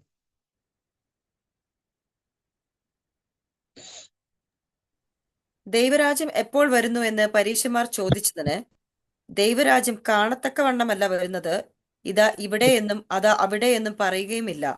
ദൈവരാജ്യം എന്തെങ്കിലും ഉണ്ടെന്ന് നമുക്ക് ധരിക്കേണ്ട കാര്യമില്ല. ഇപ്പൊ നമുക്ക് പുതിയ യെരൂശലേം എന്ന വിശുദ്ധ നമ്മുടെ സ്വർഗത്തിൽ നിന്ന് ഇറങ്ങി വരുന്നത് നമുക്ക് കാണാം. അങ്ങനെ ഒരു ഒബ്സർവേഷനിൽ പെട്ടതല്ല ദൈവരാജ്യം എന്ന് പറയുന്നത്. ദൈവരാജ്യത്തിന്റെ അനുഭവം പുതിയ യെരൂശലേമിൽ ശക്തമായിട്ട് കാണാൻ നമുക്ക് സാധിക്കും. പക്ഷെ ദൈവരാജ്യ സ്ഥലമോ സമയമോ കാലമോ അതിനെല്ലാം അതീതമാണ് ദൈവത്തിന്റെ രാജ്യം എന്ന് പറയുന്നത്. കാരണം ദൈവം നിത്യനായ ദൈവത്തിന്റെ രാജ്യം എന്ന് പറയുന്നത് നിത്യമായ രാജ്യമാണത്. അതായത് where the rule and reign of the lord acts, അവിടെയാ ദൈവരാജ്യം എന്ന് പറയുന്നത്. ദൈവത്തിന്റെ ഭരണം, ദൈവത്തിന്റെ ആ വാഴ്ച നമുക്ക് എല്ലാ മേഖലകളിലും കാണാവുന്ന സ്ഥലങ്ങളാണ് ദൈവരാജ്യം. ആ രാജ്യം വെളിപ്പെടുത്താനുള്ള ഒരു നല്ല സ്ഥലമാണ് ദൈവം ഭൂമിയിൽ തന്റെ സഭയെ കണ്ടിരുന്നത്. അതുകൊണ്ടാണ് നമുക്ക് വേദപുസ്തകത്തിനകത്ത് പറയുന്നത് ദൈവരാജ്യം വാക്കിലല്ല ശക്തിയിലത്ര. ഞാൻ ഈ കഴിഞ്ഞ ദിവസം ചിന്തിച്ചപ്പം എനിക്കത് ആ വാക്യം വായിച്ചപ്പോൾ എനിക്ക് സത്യത്തിൽ ലജ്ജ തോന്നി. എന്താ കാര്യം എന്ന് വെച്ച് കഴിഞ്ഞാൽ നമ്മൾ കൂടുതലും വാക്കിലാണ്. അത് ഞാൻ ക്ലബ് ഹൗസിനകത്ത് അബ്രാം ബാസ് പറഞ്ഞത് വാചകോടിയല്ലെന്ന് അദ്ദേഹം പറഞ്ഞിരിക്കുന്നത്. അതിന്റെ അർത്ഥം ശരിക്കും പറഞ്ഞു വാചകോടിയല്ല, അത് ശക്തിയില്ല. അത് ജീവിതത്തിൽ കാണേണ്ടതാണ്, അത് പ്രവൃത്തിയിൽ കാണേണ്ടതാണ്. നമ്മളാണെങ്കിൽ ഇപ്പൊ ദൈവരാജ്യം ഇപ്പൊ നമുക്കറിയാലോ, ആത്മാവിൽ പ്രാർത്ഥിക്കുക എന്നൊക്കെ പറയുമ്പോൾ ദൈവദാസന്മാർ കൈയൊക്കെ വിറപ്പിച്ച് പ്രാർത്ഥിക്കുക. കാരണം എന്താണെന്ന് വെച്ച് കഴിഞ്ഞാൽ ഈ കൈ വിറയ്ക്കുമ്പോൾ ആൾക്കാർക്ക് തോന്നും ഇവിടെ എന്തോ ഒരു പ്രത്യേക ശക്തി വ്യാപരിക്കുന്നുണ്ട്. കൈയൊന്നും വിറക്കേണ്ട കാര്യമൊന്നുമില്ല, വിറച്ചതുകൊണ്ട് കുഴപ്പമില്ല. It's not that. ആൾക്കാർക്ക് വിടുതലുണ്ടോ, രൂപാന്തരം ഉണ്ടോ എന്നുള്ളതാ കാര്യം. If it is not working then അതുകൊണ്ടൊന്നും ഒരു പ്രയോജനമില്ല. അതാ ഞാൻ പറഞ്ഞത്. ഇപ്പൊ ഞാൻ ചെന്ന് അനുഭവിച്ചിട്ടുണ്ട്. ശരിക്കും ചിലപ്പോൾ ദൈവത്തിന്റെ പരിശുദ്ധാത്മാവിന്റെ ശക്തി നമ്മുടെ മേൽ വന്നാൽ നമുക്ക് കൈക്ക് താങ്ങാൻ പറ്റത്തില്ല. നമുക്ക് വിറയലുണ്ടായെന്ന് വരും, നമ്മൾ വീണെന്ന് വരും, നമുക്ക് ചിലപ്പം നമുക്ക് ദൈവത്തിന്റെ ആ വലിയ തീയുടെ അനുഭവം നമുക്ക് അനുഭവിച്ചെന്ന് നമ്മൾ വരുമായിരിക്കും. പക്ഷെ അതെല്ലാം ശരി തന്നെ. പക്ഷെ അതിന്റെ മാനിഫെസ്റ്റേഷൻ എവിടെയാ കാണേണ്ടത്? അതിന്റെ ശക്തി വെളിപ്പെടുന്ന സ്ഥലമാണ് സൗഖ്യത്തിലൂടെ, ഇത് ഭൂതങ്ങളെ പുറത്താക്കുന്നതിലൂടെ ഒക്കെ നമുക്കത് കാണാനായിട്ട് സാധിക്കും. അതിന്റെ ആത്യന്തികമായിരിക്കുന്നതിന്റെ ശക്തി എന്ന് പറയുന്നത് ക്രിസ്തുവിനെ വെളിപ്പെടുത്തുന്നതാണെന്നുള്ളത് നമുക്ക് ഈ ദൈവവചനത്തിൽ നമുക്ക് മനസ്സിലാക്കാം. യേശുവിനെ നമ്മുടെ ജീവിതത്തിൽ കൂടെ വെളിപ്പെടുത്തുന്നതിലൂടെയാണ് ദൈവരാജ്യം വെളിപ്പെടുന്നത്. നമുക്ക് ഈ വാക്യത്തിൽ തന്നെ കാണുമ്പോൾ നമുക്കത് മനസ്സിലാക്കാനായിട്ട് സാധിക്കും. ഇത് വായിക്കാം. ഇതാ അവിടെ ഇതാ ഇവിടെ എന്നും അതാ അവിടെ എന്നും പറയുകയില്ല, ദൈവരാജ്യം നിങ്ങളുടെ ഇടയിൽ തന്നെ ഉണ്ടല്ലോ എന്ന് അവൻ ഉണ്ടല്ലോ. It is at hand. അതാ കർത്താവ് പറഞ്ഞത്. സ്വർഗരാജ്യം സമീപിച്ചിരിക്കാൻ. എന്തുകൊണ്ടാ കാര്യം? ദൈവത്തിന്റെ പുത്രൻ അവിടെ മധ്യത്തിലുണ്ട്. ദൈവരാജ്യത്തിന്റെ അനുഭവത്തിന്റെ എംബോഡിമെന്റ്, അതിന്റെ ഒരു ബോഡിലി ഫോം ആയിട്ടാണ് കർത്താവ് ഭൂമിയിൽ താമസിച്ചത്. കർത്താവിന്റെ വാക്കുകൾ, കർത്താവിന്റെ രീതികൾ, കർത്താവിന്റെ നടത്തം, കർത്താവിന്റെ എല്ലാം ദൈവരാജ്യത്തെ വെളിപ്പെടുത്തുന്നതാണ്. ആ കർത്താവ് നമ്മളോട് അങ്ങനെ പ്രാർത്ഥിക്കാൻ തന്റെ ശിഷ്യന്മാരോട് കർത്താവ് പറഞ്ഞതിന് കാരണം ശിഷ്യന്മാരും അതേ എംബോഡിമെന്റ് ആയിട്ട് ജീവിക്കണമെന്ന് ദൈവം ആഗ്രഹിക്കുന്നു. അതെ, 1000 ആണ്ട് വാഴ്ചക്കാലത്ത് അങ്ങനെ വരണം. നമ്മുടെ കർത്താവ് താൻ ഗംഭീരനാഥത്തോടും പ്രധാന ദൂതന്റെ ശബ്ദത്തോടും ദൈവത്തിന്റെ കാഹളത്തോടും കൂടെ സ്വർഗത്തിൽ നിന്ന് ഇറങ്ങി വരുമ്പോൾ we are going to see the power of the kingdom of God. അത് നമ്മൾ തീർച്ചയായിട്ടും കാണും. പക്ഷെ അതിനേക്കാൾ അപ്പുറമായി it should be manifested today. നമുക്കറിയാം, ലാസറിന്റെ വീട്ടിൽ മറിയയും മാർത്തയും പറഞ്ഞ കാര്യം എന്താണെന്നറിയാം? കർത്താവേ, അവൻ ഉയർക്കുമെന്ന് ഞങ്ങൾക്കറിയാം. മറിയ പറഞ്ഞ അവൻ വീണ്ടെടുപ്പ് നാൾ കർത്താവ് പറഞ്ഞ നീ ഇന്ന് വിശ്വസിച്ചാൽ ഇന്ന് നീ ദൈവത്തിന്റെ മഹത്വം കാണും. Not tomorrow. നാളേക്ക് ഇത് ഈ പുനരുദ്ധാന ജീവനുമാണെന്നുള്ള യാഥാർത്ഥ്യം നീ നാളെ കാണണമെന്നല്ല ഞാൻ പറയുന്നത്, നീ അത് ഇന്ന് കാണണമെന്നാ ഞാൻ പറയുന്നത്. അത് നാളെ കാണുമെന്നുള്ള സത്യം എന്നത് ഇന്ന് കാണാൻ തക്കവണ്ണം അത് നമ്മൾ വെളിപ്പെടണം. എനിക്ക് വളരെ ലജ്ജ തോന്നി എന്റെ ജീവിതത്തെ നോക്കിയപ്പോൾ. It's not seen. നമുക്ക് 1-ാം നൂറ്റാണ്ട് സഭയെ കുറിച്ച് നമ്മൾ പറയാറുണ്ട്, നമ്മൾ ഉണർവിനെ കുറിച്ച് പറയാറുണ്ട്. നമ്മുടെ പ്രാർത്ഥന ഇതാണ്. നമ്മുടെ രാത്രി പ്രാർത്ഥനകൾ ഒരു വലിയ പ്രധാന പ്രാർത്ഥനാ വിഷയം ഇതാണ്. കർത്താവേ, 1-ാം നൂറ്റാണ്ടിലെ ഉണർവ് അയക്കുന്നത്. 1-ാം നൂറ്റാണ്ടിൽ ഉണ്ടായിരുന്നത് പോലെ ഒരു ഉണർവ് നമുക്ക് ഉണ്ടായ പിന്നെ നമ്മുടെ വസ്തുവകളൊന്നും നമ്മുടെ സ്വന്തമാണെന്ന് ആർക്കും പറയാൻ പറ്റിയല്ല. പൊതുവെ എണ്ണണം, തന്നെ എണ്ണിപ്പോവും.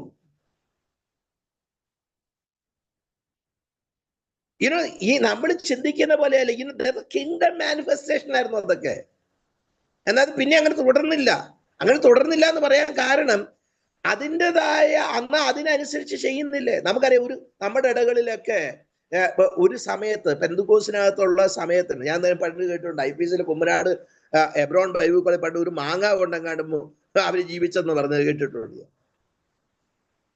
അവർക്ക് പൊതുവകയായിട്ട് നേടാനും കിട്ടിയത് മാങ്ങയായിരുന്നു. ഇപ്പോഴല്ല, പണ്ടത്തെ കാലത്ത് തുടങ്ങിയ സമയങ്ങളിൽ. But they shared it. What made them to share it? ഒരു മാങ്ങ എത്ര പേര് കഴിക്കും? പണ്ടൊരു ഉദ്ദേശി ചൈനയിൽ ചെന്നപ്പം അവര് 72 പേർക്ക് അവർ കോഴിക്കറി ഉണ്ടാക്കി കൊടുത്ത്. ഒരു കോഴിയെ വെച്ച് 72 പേർക്ക്. ഒരാൾക്ക് എന്നാ കഴിക്കാൻ കിട്ടിക്ക.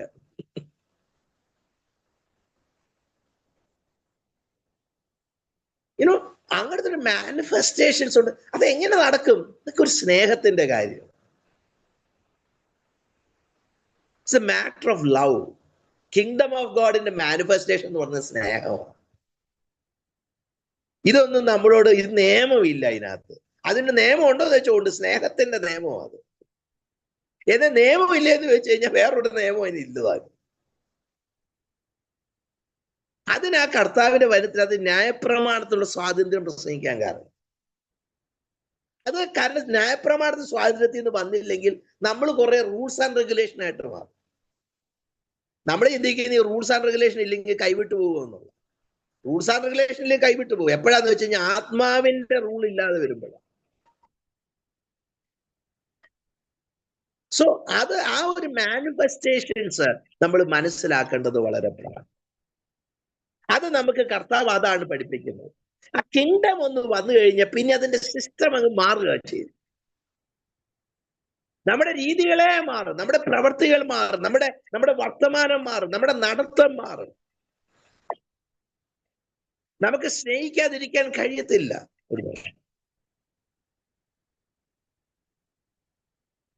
നമുക്ക് സ്നേഹിക്കാതിരിക്കാൻ കഴിയത്തില്ല. ബർണബാസിനോട് നമ്മൾ ഇന്റർവ്യൂ നടത്തിയിട്ട് പറയും, ബർണബാസ് നിങ്ങൾക്കുണ്ടായിരുന്ന സ്വത്തെല്ലാം കൂടെ വിറ്റ് അപ്പോസ്തലന്മാരുടെ കാൽക്ക് വെക്കാൻ അങ്ങനെ വല്ലതും ബൈബിളിൽ എഴുതിയിട്ടുണ്ടോ? അങ്ങനെ ഒന്നും എഴുതിയിട്ടില്ല. പിന്നെ എന്താ ബ്രദർ അങ്ങനെ ചെയ്തത്? Oh, something drive in my heart, I can resist it.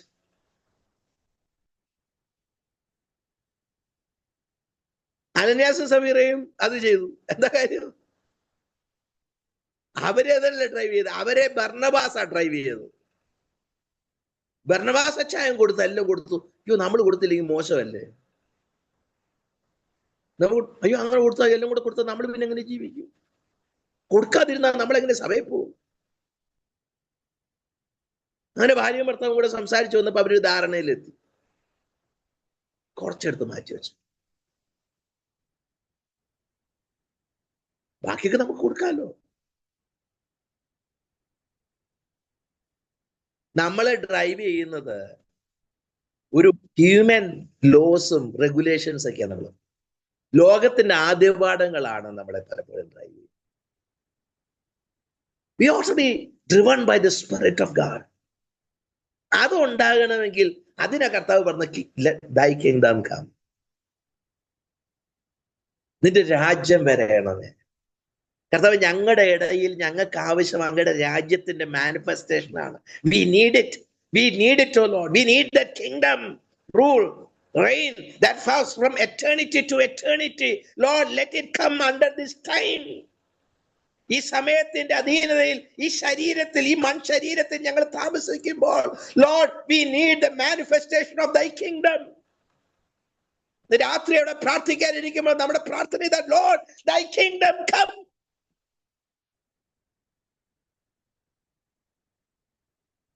thy power manifest. ഇത് നമുക്ക് പ്രാർത്ഥിക്കാം. ഞാൻ അറിയാം, എനിക്ക് നാണം തോന്നിയതിന് കാരണം ഇതൊന്നും പറ്റുന്നില്ല. നമുക്കറിയാലോ, നമ്മൾ സ്വത്രാഴ്ച കൊടുക്കാനായിട്ട് ഇരുന്ന് കഴിഞ്ഞാൽ പോക്കറ്റിൽ കൈയിട്ടിട്ട് പോക്കറ്റിൽ വെച്ച് വേണമെങ്കിൽ എണ്ണും എത്ര കൊടുക്കണമെന്ന്. കാരണം പരസ്യമായിട്ട് എണ്ണി കൊടുക്കാനുള്ള ധൈര്യമില്ല. അതുകൊണ്ട് പോക്കറ്റിൽ വെച്ച് ഞെരടിയാണേലും എണ്ണി കൊടുക്കുന്നത്. നിങ്ങളെ കുറിച്ചൊന്നുമല്ല, ഞാൻ എന്നെ കുറിച്ചാണ് പറഞ്ഞത്.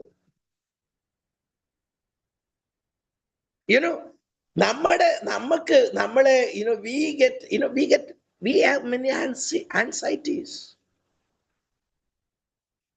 നമ്മളെ പലപ്പോഴും ഡ്രൈവ് ചെയ്യുന്ന ഫാക്ടേഴ്സ് വിശ്വാസമല്ല, വിചാരപ്പെടലൊക്കെയാണ്. കുഞ്ഞിന്റെ ഭാവി എന്താവും, എന്റെ കുഞ്ഞുങ്ങളുടെ പഠിത്തം എന്തായിത്തീരും, എല്ലാം എന്തായിത്തീരാനാ? Is it in our hands? No, never. ദൈവം പറഞ്ഞ വാഗ്ദത്തങ്ങളെ പോലെ തന്നെ ദൈവം അവരെല്ലാം നന്നായിട്ട് ഉപയോഗിച്ചോളും. അവരൊക്കെ നന്നായിട്ട് പോകും. ഇന്നേ വരെ ചരിത്രത്തിൽ എവിടെയും അങ്ങനെയല്ലാതെ ഒരു കാര്യം നമുക്ക് കാണാൻ കഴിയത്തില്ല. എവിടെയെങ്കിലും അങ്ങനെ നടന്നാൽ there was no kingdom of God working, there were their own kingdoms were working. അത് ദൈവത്തിന്റെ അവിശ്വസ്തത കൊണ്ടല്ല, നമ്മുടെ അവിശ്വസ്തത കൊണ്ടാണ് അതങ്ങനെ സംഭവിച്ചത്. കാരണം ദൈവം വിശ്വസ്തനായി പാർക്കുന്നു. ഇവിടെ നമ്മൾ മനസ്സിലാക്കേണ്ടുന്ന ഒരു കാര്യം അതാണ് ഇവിടെ വായിക്കുന്നത്. ആ കർത്താവ് പറഞ്ഞ അവിടെ വായിക്കുമ്പോൾ തന്നെ ലൂക്കോസിന് പെട്ടെന്ന് സമയം പോയല്ലോ. പെട്ടെന്ന് നമുക്ക് നിർത്താം. 17 അടുത്ത വാക്യം, അതിന്റെ 22 വാക്യം. പിന്നെ അവൻ തന്റെ ശിഷ്യന്മാരോട് പറഞ്ഞത്, നിങ്ങൾ മനുഷ്യപുത്രന്റെ ഒരു ദിവസം കാണുവാൻ ആഗ്രഹിക്കുന്ന കാലം വരും, അത് കാണുകയില്ല കർത്താവ് താനും. പറഞ്ഞത് കാരണം പരീശന്മാരാ ചോദിച്ചത്, ഇതിന്റെ അവിടെ ചോദിച്ചത് ദൈവരാജ്യം എപ്പോൾ വരുമെന്ന് പരീശന്മാരാ ചോദിച്ചത്. ശിഷ്യന്മാരോട് പറഞ്ഞത് എന്താന്ന് വെച്ച് കഴിഞ്ഞാൽ അവർക്ക് കാര്യം മനസ്സിലായി. അവരുദ്ദേശിച്ചത് ഞാൻ പറയാം. അവരുദ്ദേശിച്ചത് മനുഷ്യപുത്രൻ എങ്ങനെ വരുന്ന എന്നുള്ളത് അവരുദ്ദേശിച്ചത്. അവര് പക്ഷെ ചോദിച്ചത് ദൈവരാജ്യം എപ്പോൾ വരുമെന്നാണ് ചോദിച്ചത്. ദൈവരാജ്യം കാണത്തക്കവണ്ണമൊന്നുമല്ല വരുന്നത്. എന്നാൽ മനുഷ്യപുത്രന്റെ രണ്ടാമത്തെ വരവ് അത് ദൈവരാജ്യത്തിന്റെ പ്രദർശനമായിരിക്കും എന്നാണ് പറഞ്ഞത്. കാരണം ദൈവരാജ്യത്തെ നമുക്ക് അങ്ങനെ ഉൾക്കൊള്ളുത്താൻ പറ്റുന്ന ഒരു കാര്യമല്ല അത്. It is not with observation, കാണത്തക്കവണ്ണമല്ല. അത് ഇംഗ്ലീഷിനകത്ത് വയ്ക്കുന്ന ഒബ്സർവേഷൻ നമുക്ക് ഇനി നിരീക്ഷിച്ച് കണ്ടെത്താൻ പറ്റുന്ന ഒരു സാധനമൊന്നുമല്ല. But we can see the power and the manifestations of the kingdom. അപ്പൊ അത് നമുക്കത് കാണാനായിട്ട് നമുക്ക് സാധിക്കും. അപ്പൊ കർത്താവിന്റെ സാന്നിധ്യം നമുക്ക് നൽകുന്ന രൂപാന്തരമാണ് ദൈവരാജ്യത്തിന്റെ. കാരണം കർത്താവിന്റെ റൂളിലേക്ക് നമ്മൾ വരികയാണ്. അതിന് ഒരു ഏറ്റവും വലിയൊരു തടസ്സമാണ് അടുത്ത ആ വാക്യത്തിൽ തന്നെ ഉണ്ട്. നമുക്കത് മത്തായിയുടെ സുവിശേഷത്തിൽ നമ്മൾ വായിക്കുന്നത്, നിന്റെ രാജ്യം വരണമേ, പിന്നെ നിന്റെ ഇഷ്ടം സ്വർഗത്തിലെ പോലെ ഭൂമിയിലും, നിന്റെ ഇഷ്ടം സ്വർഗത്തിലെ പോലെ ഭൂമിയിലും ആകണമേ. അതെ, അവിടുത്തെ ഇഷ്ടം നമുക്ക് ഏറ്റവും വലിയൊരു തടസ്സം, നമ്മുടെ ഏറ്റവും വലിയ പ്രശ്നം നമുക്ക് ഇഷ്ടം ഉണ്ടെന്നുള്ളത്. നമ്മുടെ ഇഷ്ടം ആദ്യം തന്നെ തെറ്റാണെന്ന് പറയാൻ പറ്റത്തില്ല. നമ്മുടെ കർത്താവിന്റെ ഇഷ്ടം ഉണ്ടായിരുന്നു അല്ലേ? കർത്താവ് തന്നെ പറഞ്ഞു, കഴിയുമെങ്കിൽ ഈ പാനപാത്രം എങ്കിൽ നിന്നും നീക്കണമേ, എൻ്റെ ഇഷ്ടമല്ല അങ്ങയുടെ ഇഷ്ടം. പക്ഷെ എൻ്റെ ഇഷ്ടം അവിടുത്തെ ഇഷ്ടത്തിന് കീഴടങ്ങുമ്പോഴാണ് ദൈവരാജ്യത്തിന്റെ ശരിക്കുമുള്ള ശക്തമായ ആ പ്രദർശനം നമ്മുടെ ജീവിതത്തിൽ ഉണ്ടാകും. ദൈവാത്മാവ് നമ്മളിൽ നിന്ന് ആഗ്രഹിക്കുന്ന ഒരു വലിയ രൂപാന്തരം അതാണ്. ശരിക്കും കർത്താവെ എൻ്റെ ഇഷ്ടത്തിൽ നിന്ന് എന്നെ വിടുവിക്കണമേ. നമുക്ക് ഒത്തിരി ആഗ്രഹങ്ങളുണ്ട്. നമുക്ക് ദൈവരാജ്യത്തെ ഞാൻ ഇപ്പൊ ആൾക്കാർ എന്നോട് ചോദിക്കുകയാണ്, സൗര ഇവിടെ നിങ്ങളുടെ വേലയുള്ള ബന്ധത്തിൽ എന്താ, നിങ്ങൾക്ക് തന്നെ കണ്ടിട്ട് എന്നാ തോന്നുന്നു, ഞാൻ അങ്ങ് തിരിച്ചങ്ങ് ചോദിക്കാന്ന് വിചാരിച്ചു. ഇപ്പൊ ശരിയാ ബ്രദർ വാടക വീട്ടിലാണ് താമസിക്കുന്നത്, ഒരു ചർച്ച് ഹോളിന്റെ ആവശ്യമാണ്. നോ, അതെന്റെ ആവശ്യമല്ല സത്യം. അന്ന് ചോദിച്ചാൽ ആവശ്യമാണെന്ന് ചോദിച്ചാൽ ആവശ്യമൊക്കെ തന്നെ, പക്ഷെ അതൊരു ആവശ്യമല്ല. Every soul need to be to be delivered from the power of sin. അവർ യേശുവിനെ പോലെ ആകുമ്പോഴാണ് സഭ വളരുന്നത്. അവര് മറ്റുള്ളവരെ ദൈവകൃപയിലേക്ക് കൊണ്ടുവരുമ്പോഴാണ് സഭ വളരുന്നത്. സഭ വളരുന്നു എന്നുള്ളതിന്റെ തെളിവോ അല്ലെങ്കിൽ സഭയ്ക്ക് ഇതൊന്നും ഈ കെട്ടിടത്തിന്റെ വെളിച്ചത്തിലല്ല അതറിയുന്നത്. ഞാൻ തന്നെ ചിന്തിക്കുക, എനിക്ക് ആ കാര്യത്തിൽ എനിക്ക് വളരെ ലജ്ജ തോന്നിയത്. The kingdom is not manifesting with all its power. നമ്മുടെ ഹിതവും നമ്മുടെ ആലോചനകളും നമ്മുടെ കൊണ്ട് നമ്മൾ പലപ്പോഴും യു ഗെറ്റ് ബൗണ്ട്. നമുക്ക് ദൈവത്തിന്റെ സന്നിധിയിൽ ഈ രാത്രി സമയങ്ങളിൽ പ്രാർത്ഥിക്കുമ്പോഴും കർത്താവേ അവിടുത്തെ രാജ്യം ശരിക്കും വരണം. നമുക്കറിയാം ദൈവരാജ്യം എന്തല്ല, ഭക്ഷണവും പാനീയവും അല്ല. നമുക്കറിയാം സഭയിൽ ചിലപ്പോൾ വഴക്കുണ്ടാകുന്നതിന്റെ ഭക്ഷണത്തിന്റെ ഇതിന്റെയൊക്കെ പുറത്ത്. ഇപ്പൊ ഞങ്ങൾക്ക് നോർത്ത് ഇന്ത്യയിൽ ഇവിടെ ചർച്ചിനകത്ത് ആഹാരം വെക്കുകയാണെങ്കിൽ ചിലർക്ക് നോൺ വെജ് വേണം, ചിലർക്ക് നോൺ വെജ് വേണം. അപ്പൊ അങ്ങനെയുള്ള ബുദ്ധിമുട്ടുകളുണ്ട്. ചിലർക്ക് അതിന്റെ മണം അടിച്ചാൽ കഴിക്കാൻ പറ്റും. അപ്പൊ എങ്ങനെ ഇതൊക്കെ ടാക്കിൾ ചെയ്യും? ശരിക്കും ദൈവരാജ്യത്തിന്റെ അനുഭവത്തിലേക്ക് ഓരോരുത്തരും ആയിത്തീരുമ്പോൾ, അവരൊരു ശരീരമായി തീരുമ്പോൾ അത് ശരിക്കും അതിന്റെ ഭംഗി കാണാനാണ്. ഇല്ലെങ്കിൽ ഇത് കഴിക്കുന്നവനെ എന്ത് ചെയ്യും? തുച്ഛീകരിക്കും. അല്ലെങ്കിൽ കഴിക്കുന്നവൻ മറ്റുള്ളവരെ ധിക്കരിക്കും. ദൈവം നമ്മളിൽ നിന്ന് ആഗ്രഹിക്കുന്നത് അതിൽ നിന്നൊന്ന് പുറത്തു വരാൻ. നമുക്കറിയുന്ന സഭയിലെ ഇഷ്യൂസിന് വരുന്നതിന് കാരണം എന്താ?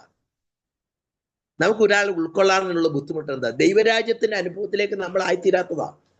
ദൈവരാജ്യം എന്താണെന്ന് അറിയാത്തത് കൊണ്ടാണ്.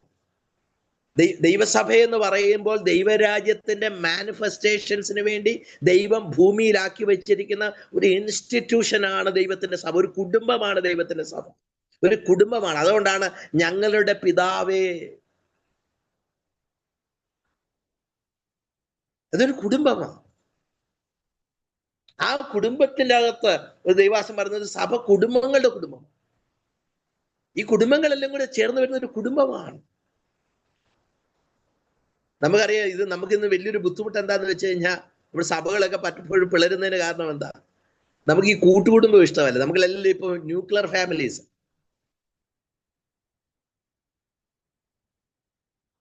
ഞാനും എന്റെ കുടുംബവും ഞങ്ങൾ യഹോവയെ സേവിക്കും, അതിനപ്പുറത്തോട്ട് വേറെ ഇല്ല. അത് ആരാ ഉദ്ദേശിച്ചേക്കുന്നത്? അമ്മായിയപ്പനും അമ്മായിയമ്മയും പോലും ഉദ്ദേശിച്ചിട്ടില്ല. ഏത്? അവരെ ആരും ഉദ്ദേശിച്ചിട്ടില്ല. അപ്പൊ ഞാൻ പറഞ്ഞു വരുന്നതിനാണ്, നമ്മുടെ ആ ആ ആ റിജിഡായിട്ടുള്ള ചിന്തകൾ മാറിയിട്ട് we need to come out. അതിനാ കർത്താവ് ഇത് പ്രാർത്ഥിക്കാൻ പഠിപ്പിച്ചു. നമ്മുടെ വിചാരം എന്താണെന്നറിയാം, ഇനി ഞാൻ ഇങ്ങനെ പ്രാർത്ഥിക്കാത്തത് കൊണ്ട് കർത്താവ് വരാതിരുന്നാലും എന്ന് വിചാരിച്ചാൽ നമ്മൾ പലപ്പോഴും ഇത് പ്രാർത്ഥിക്കും. അല്ലെങ്കിൽ കർത്താവിന്റെ വരവിന് ഈ പ്രാർത്ഥന വളരെ ആവശ്യമായത് കൊണ്ടാണെന്നാണ് നമ്മൾ. കർത്താവിന്റെ വരവിനോടുള്ള ബന്ധത്തിൽ ഇങ്ങനെ പ്രാർത്ഥിക്കുന്നത് നല്ലതാണ്. പക്ഷേ കർത്താവ് പറയുന്നത് ultimately you need A transformation. നമുക്ക് മറ്റുള്ളവരെ കുറിച്ചിട്ട് നമുക്ക് എന്തുമാത്രം ഭാരം. നമുക്ക് സഭകളെ കുറിച്ച് പൗലോസ് ഒരിക്കൽ പറഞ്ഞത്, സകല സഭകളെയും കുറിച്ചുള്ള ചിന്താഭാരം എന്ന തിരക്കുണ്ടെന്ന് എഴുതി. അത് എന്തൊരു തിരക്കാ, നമുക്കൊന്ന് ആലോചിച്ചൊക്കെ. സകല സഭകളെ കുറിച്ചുമുള്ള ചിന്താഭാരം എന്ന തിരക്ക് തനിക്കുള്ളത്. നമുക്ക് ദൈവത്തിന്റെ കരങ്ങളിൽ നമ്മുടെ തന്നെ കൊടുക്കും. കർത്താവിന്റെ ആ രാജ്യത്തിന്റെ ശക്തി നമ്മുടെ ഇടയിൽ അറിയുന്നത്, കൃപാവരങ്ങളുടെ ശരിക്കുമുള്ള മാനിഫെസ്റ്റേഷൻസ് ഒരു ഒരു ഒരു ഒരു ഉണ്ടാക്കിയെടുക്കുന്ന ഒരു കൃപാവരങ്ങളല്ല. നമ്മൾ അതിനു വേണ്ടി ഒന്നും ചെയ്യേണ്ട, കൈപോലും തലേ വെക്കാതെ തന്നെ ദൈവാത്മാവിനാൽ ജനം നിറയപ്പെടുന്ന അനുഭവത്തിലേക്ക് വരുന്നത് കാണാനാണ്. കർത്താവ് ഓരോരുത്തരും ആത്മാവിന്റെ സ്വഭാവമുള്ളവരായിട്ടും. ഗലാത്യർക്ക് ലേഖനം വായിക്കുന്നത്, നമുക്ക് ആ വാക്യം ഒന്ന് വായിച്ചിട്ട് നമുക്ക് നിർത്താം. ജസ്റ്റ് ഒന്ന് വായിച്ചാൽ മതി. ഗലാത്യർക്ക് ലേഖനം 5 18 വാക്യം ഒന്ന് വായിക്കും. ഞാൻ പറയാം വാക്യം. ആത്മാവിനെ അല്ല, വായിച്ച. ആത്മാവിനെ അനുസരിച്ച് നടക്കുന്നുവെങ്കിൽ നിങ്ങൾ ന്യായപ്രമാണത്തിന് കീഴുള്ളവരല്ല. ആത്മാവിനനുസരിച്ച് നടന്ന പിന്നെ ഇങ്ങനെ ഒരു പ്രമാണത്തിന്റെ ആവശ്യം നിങ്ങൾക്ക് വരുന്നില്ല. പിന്നെ ജഡത്തിന്റെ പ്രവൃത്തികളോ ദുർനടപ്പ്, അശുദ്ധി, ദുഷ്കാമം, വിഗ്രഹാരാധന, ആഭിചാരം, പക, പിണക്കം, ജാരശങ്ക, ക്രോധം, ശാഠ്യം, ദ്വന്ദ്പക്ഷം, ഭിന്നത, അസൂയ, മദ്യപാനം, വെറിക്കൂത്ത് മുതലായവ എന്ന് വെളിവാകുന്നു. ഈ ദ്വന്ദ്വപക്ഷവും ഭിന്നതയും അസൂയയും ശാഠ്യവും ഒക്കെ വരുമ്പം അവിടെ ഇരിക്കുന്നത് എന്നിവയെ ജഡത്തിന്റെ പ്രവൃത്തികൾ എന്ന് വെളിവാക്കുന്നു. പിന്നെ ഈ വക പ്രവർത്തിക്കുന്നവർ ദൈവരാജ്യം അവകാശമാക്കുകയില്ല എന്ന് ഞാൻ മുമ്പേ പറഞ്ഞതുപോലെ അപ്പൊ ഇത് മുമ്പ് പറഞ്ഞതുപോലെ ഇപ്പോഴും നിങ്ങളോട് മുൻകൂട്ടി പറയുന്നു. ആദ്യമേ തന്നെ ഞാൻ പറയാം, ഇങ്ങനെയുള്ളവർ ദൈവരാജ്യം അവകാശമാക്കി സഭയെ will not inherit the kingdom of God എന്ന് പറഞ്ഞതിന്റെ അർത്ഥം എന്താ? ഈ ദൈവരാജ്യത്തിന്റെ അനുഭവത്തിലേക്ക് വരാൻ കഴിയത്തില്ലെന്നാണ് പറഞ്ഞതിന്റെ അർത്ഥം. ദൈവരാജ്യം അനുഭവവേദ്യമാക്കാൻ കഴിയത്തില്ല. ദൈവരാജ്യത്തിന്റെ അവകാശികളായി തീരാൻ കഴിയത്തില്ല. ദൈവരാജ്യത്തെ അവകാശമാക്കുന്നവർ എന്ന് പറഞ്ഞാൽ ജീവിതത്തിൽ ദൈവരാജ്യത്തെ കൊണ്ട് നടക്കുന്നവരായി തീരാൻ കഴിയത്തില്ല. കർത്താവ് പറയാൻ നിന്റെ രാജ്യം വരണമേ എന്ന് പറഞ്ഞപ്പോൾ അതിന്റെ അർത്ഥം, കർത്താവേ, ജഡത്തിന്റെ പ്രവർത്തികളിൽ നിന്ന് എനിക്കൊരു വിടുതൽ തന്നേ പറ്റൂ. I need to come out of all these things. എനിക്ക് ഇതിന്ന് പുറത്തു വന്നേ പറ്റൂ. നമുക്ക് വേറെ ഒന്നും അല്ല ആവശ്യം. നമ്മൾ ചിന്തിക്കുന്നത് പ്രധാനമന്ത്രി മാറിയാൽ നമ്മുടെ രാജ്യം നന്നാവുമെന്നാണ്. അല്ല, നമ്മൾ മാറുന്നതിനെ കുറിച്ചിട്ടാണ് നമ്മൾ ചിന്തിക്കേണ്ട കാര്യം. അതെല്ലാം മാറണം. ആ മാറേണ്ടതെല്ലാം മാറേണ്ട സമയത്ത് മാറിയിരിക്കും. അതിനുവേണ്ടി പ്രാർത്ഥിക്കുന്നത് തെറ്റല്ല. പക്ഷേ നമ്മൾ മാറാതിരുന്നത് കൊണ്ട് ഒരു മാറ്റത്തിനൊരു പ്രത്യേകത ഉണ്ടാകത്തില്ല. ഇവിടെ ഇരിക്കുന്നത് നിന്റെ രാജ്യം വരണം, എന്നിട്ട് അല്ല ദൈവരാജ്യം അവകാശമാക്കില്ലെന്ന് പറഞ്ഞു. അടുത്ത വായിക്കാം. ആത്മാവിന്റെ ഫലമോ സ്നേഹം, സന്തോഷം, സമാധാനം, ദീർഘക്ഷമ, ദയ, പരോപകാരം, വിശ്വസ്തത, സൗമ്യത, ഇന്ദ്രിയജയം. ഈ വകയ്ക്ക് വിരോധമായ ഒരു ന്യായപ്രമാണവുമില്ല. ശരിക്കും ന്യായപ്രമാണത്തിന്റെ ഒരു ജീവിതമല്ല, ആത്മാവിലുള്ള ഒരു ജീവിതമാണ് ക്രിസ്തീയ ജീവിതം. അങ്ങനെ വന്ന സഭകൾക്കൊക്കെ എപ്പോൾ അന്യഭാഷ പറയണമെന്നും എപ്പോഴും അന്യഭാഷ നിർത്തണമെന്നും എപ്പോൾ പ്രവചനം പറയണം, എല്ലാത്തിനും ഒരു ഓർഡർ ഉണ്ടാവും. നമ്മളെ പലപ്പോഴും ഡ്രൈവ് ചെയ്യുന്ന ഫാക്ടേഴ്സ് നമ്മുടെ ഇൻസ്റ്റിങ്സ് ആണ്, നമ്മുടേതായ ചില ആഗ്രഹങ്ങളാണ്, അല്ലേ? നമുക്ക് ഒരാൾ അന്യഭാഷ പറയുന്നത് കേൾക്കുമ്പോൾ നമുക്ക് അന്യഭാഷ പറയാൻ തോന്നും. ആ തോന്നല് കുഴപ്പമൊന്നുമില്ല, പക്ഷെ ആ തോന്നലിനനുസരിച്ച് പോകരുത്. ദൈവാത്മാവിനനുസരിച്ച് ചെയ്യും. അപ്പൊ എവിടെ നിർത്തണമെന്ന്, എപ്പം തുടങ്ങണമെന്ന്, എന്ത് ചെയ്യണമെന്ന് നമുക്ക് നല്ല ബോധ്യമാണ്. നമുക്ക് സ്നേഹം നമ്മളെ ഡ്രൈവ് ചെയ്യണം. നമ്മളെ പലപ്പോഴും ഡ്രൈവ് ചെയ്യുന്ന നിയമങ്ങളാണ്. ദൈവത്തിന്റെ ആത്മാവിന്റെ ഒരു വലിയ പകർച്ച നമുക്കുണ്ടാകണം ഈ ദിവസങ്ങളിൽ. ഞാൻ അതങ്ങ് വിശ്വസിക്കുക, കർത്താവ് നമ്മുടെ സഭകളിലൊക്കെ അങ്ങനെ ചെയ്യും. അവിടെയുള്ള ദൈവസഭയിൽ ഒരു വലിയ manifestation of the kingdom of, everything will be different. Things will not be in our hands, but our hand will be working along with the Holy Spirit, where the power of the Spirit will be moving. നമുക്കറിയാം, സ്നേഹം നമുക്ക് സ്നേഹിക്കാതിരിക്കാൻ കഴിയത്തില്ല. നമ്മളോട് ആരോടും ചോദിക്കുക, എടാ brother എങ്ങനെ ശത്രുവിനെ സ്നേഹിക്കുന്നത്? നീ തിരിച്ചു പറ, ശത്രുവിനെ എങ്ങനെ ഞാൻ സ്നേഹിക്കാതിരിക്കും? I am forced to love my enemy.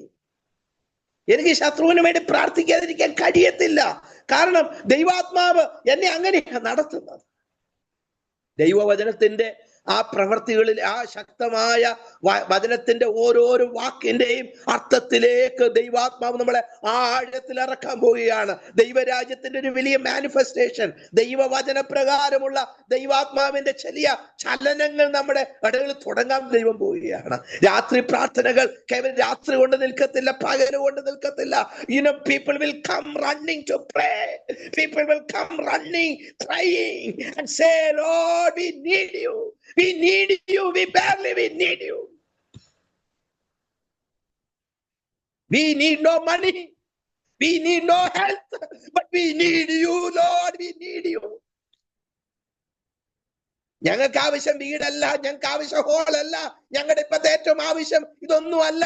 ഞങ്ങൾക്ക് അങ്ങയാണ് ആവശ്യം, ഞങ്ങൾക്ക് അങ്ങയാണ് ആവശ്യം. ഇതെല്ലാം നിങ്ങൾക്ക് ആവശ്യമെന്ന് സ്വർഗസ്ഥനായ പിതാവ് അറിയുന്നുവല്ലോ. വൈ യു ടു ഇപ്പൊ എന്താ പറയുന്നത്, നമ്മൾ ജൽപ്പന ചെയ്യുന്ന എന്തിനാണ് റിപ്പീറ്റഡ് വേർഡ്സ് നമ്മുടെ ഉള്ളിൽ നിന്ന് വരേണ്ട കാര്യമില്ല. We need repentant words. മാനസാന്തരത്തിന്റെ വാക്കുകളാണ് ആവശ്യം. അതാണ് നമുക്ക് ആവശ്യം. അതിന്റെ ഒരു വാക്ക് മതി. Lord, I repent. I turn to you. നമുക്ക് ദൈവം യഥാർത്ഥമായ ഒരു രൂപാന്തരം, ദൈവരാജ്യത്തിന്റെ പ്രദർശനം നമ്മുടെ പ്രാർത്ഥനകളിലും സഭകളിലും നമ്മുടെ കൂടിവരകളിലും നമ്മുടെ കുടുംബ ജീവിതത്തിലും വ്യക്തിപരമായ നമ്മൾ മാർക്കറ്റിൽ ചെന്ന് വിലപേശുന്നതിൽ പോലും ഉണ്ടാകട്ടെ. അതിനായി ദൈവം നമ്മളെ തന്നെ കൊടുത്ത് നമുക്ക് നമ്മളെ തന്നെ സമർപ്പിക്കാൻ കർത്താവ് ഞങ്ങൾ സഹായിക്കുമാറാട്ടെ. Thank you.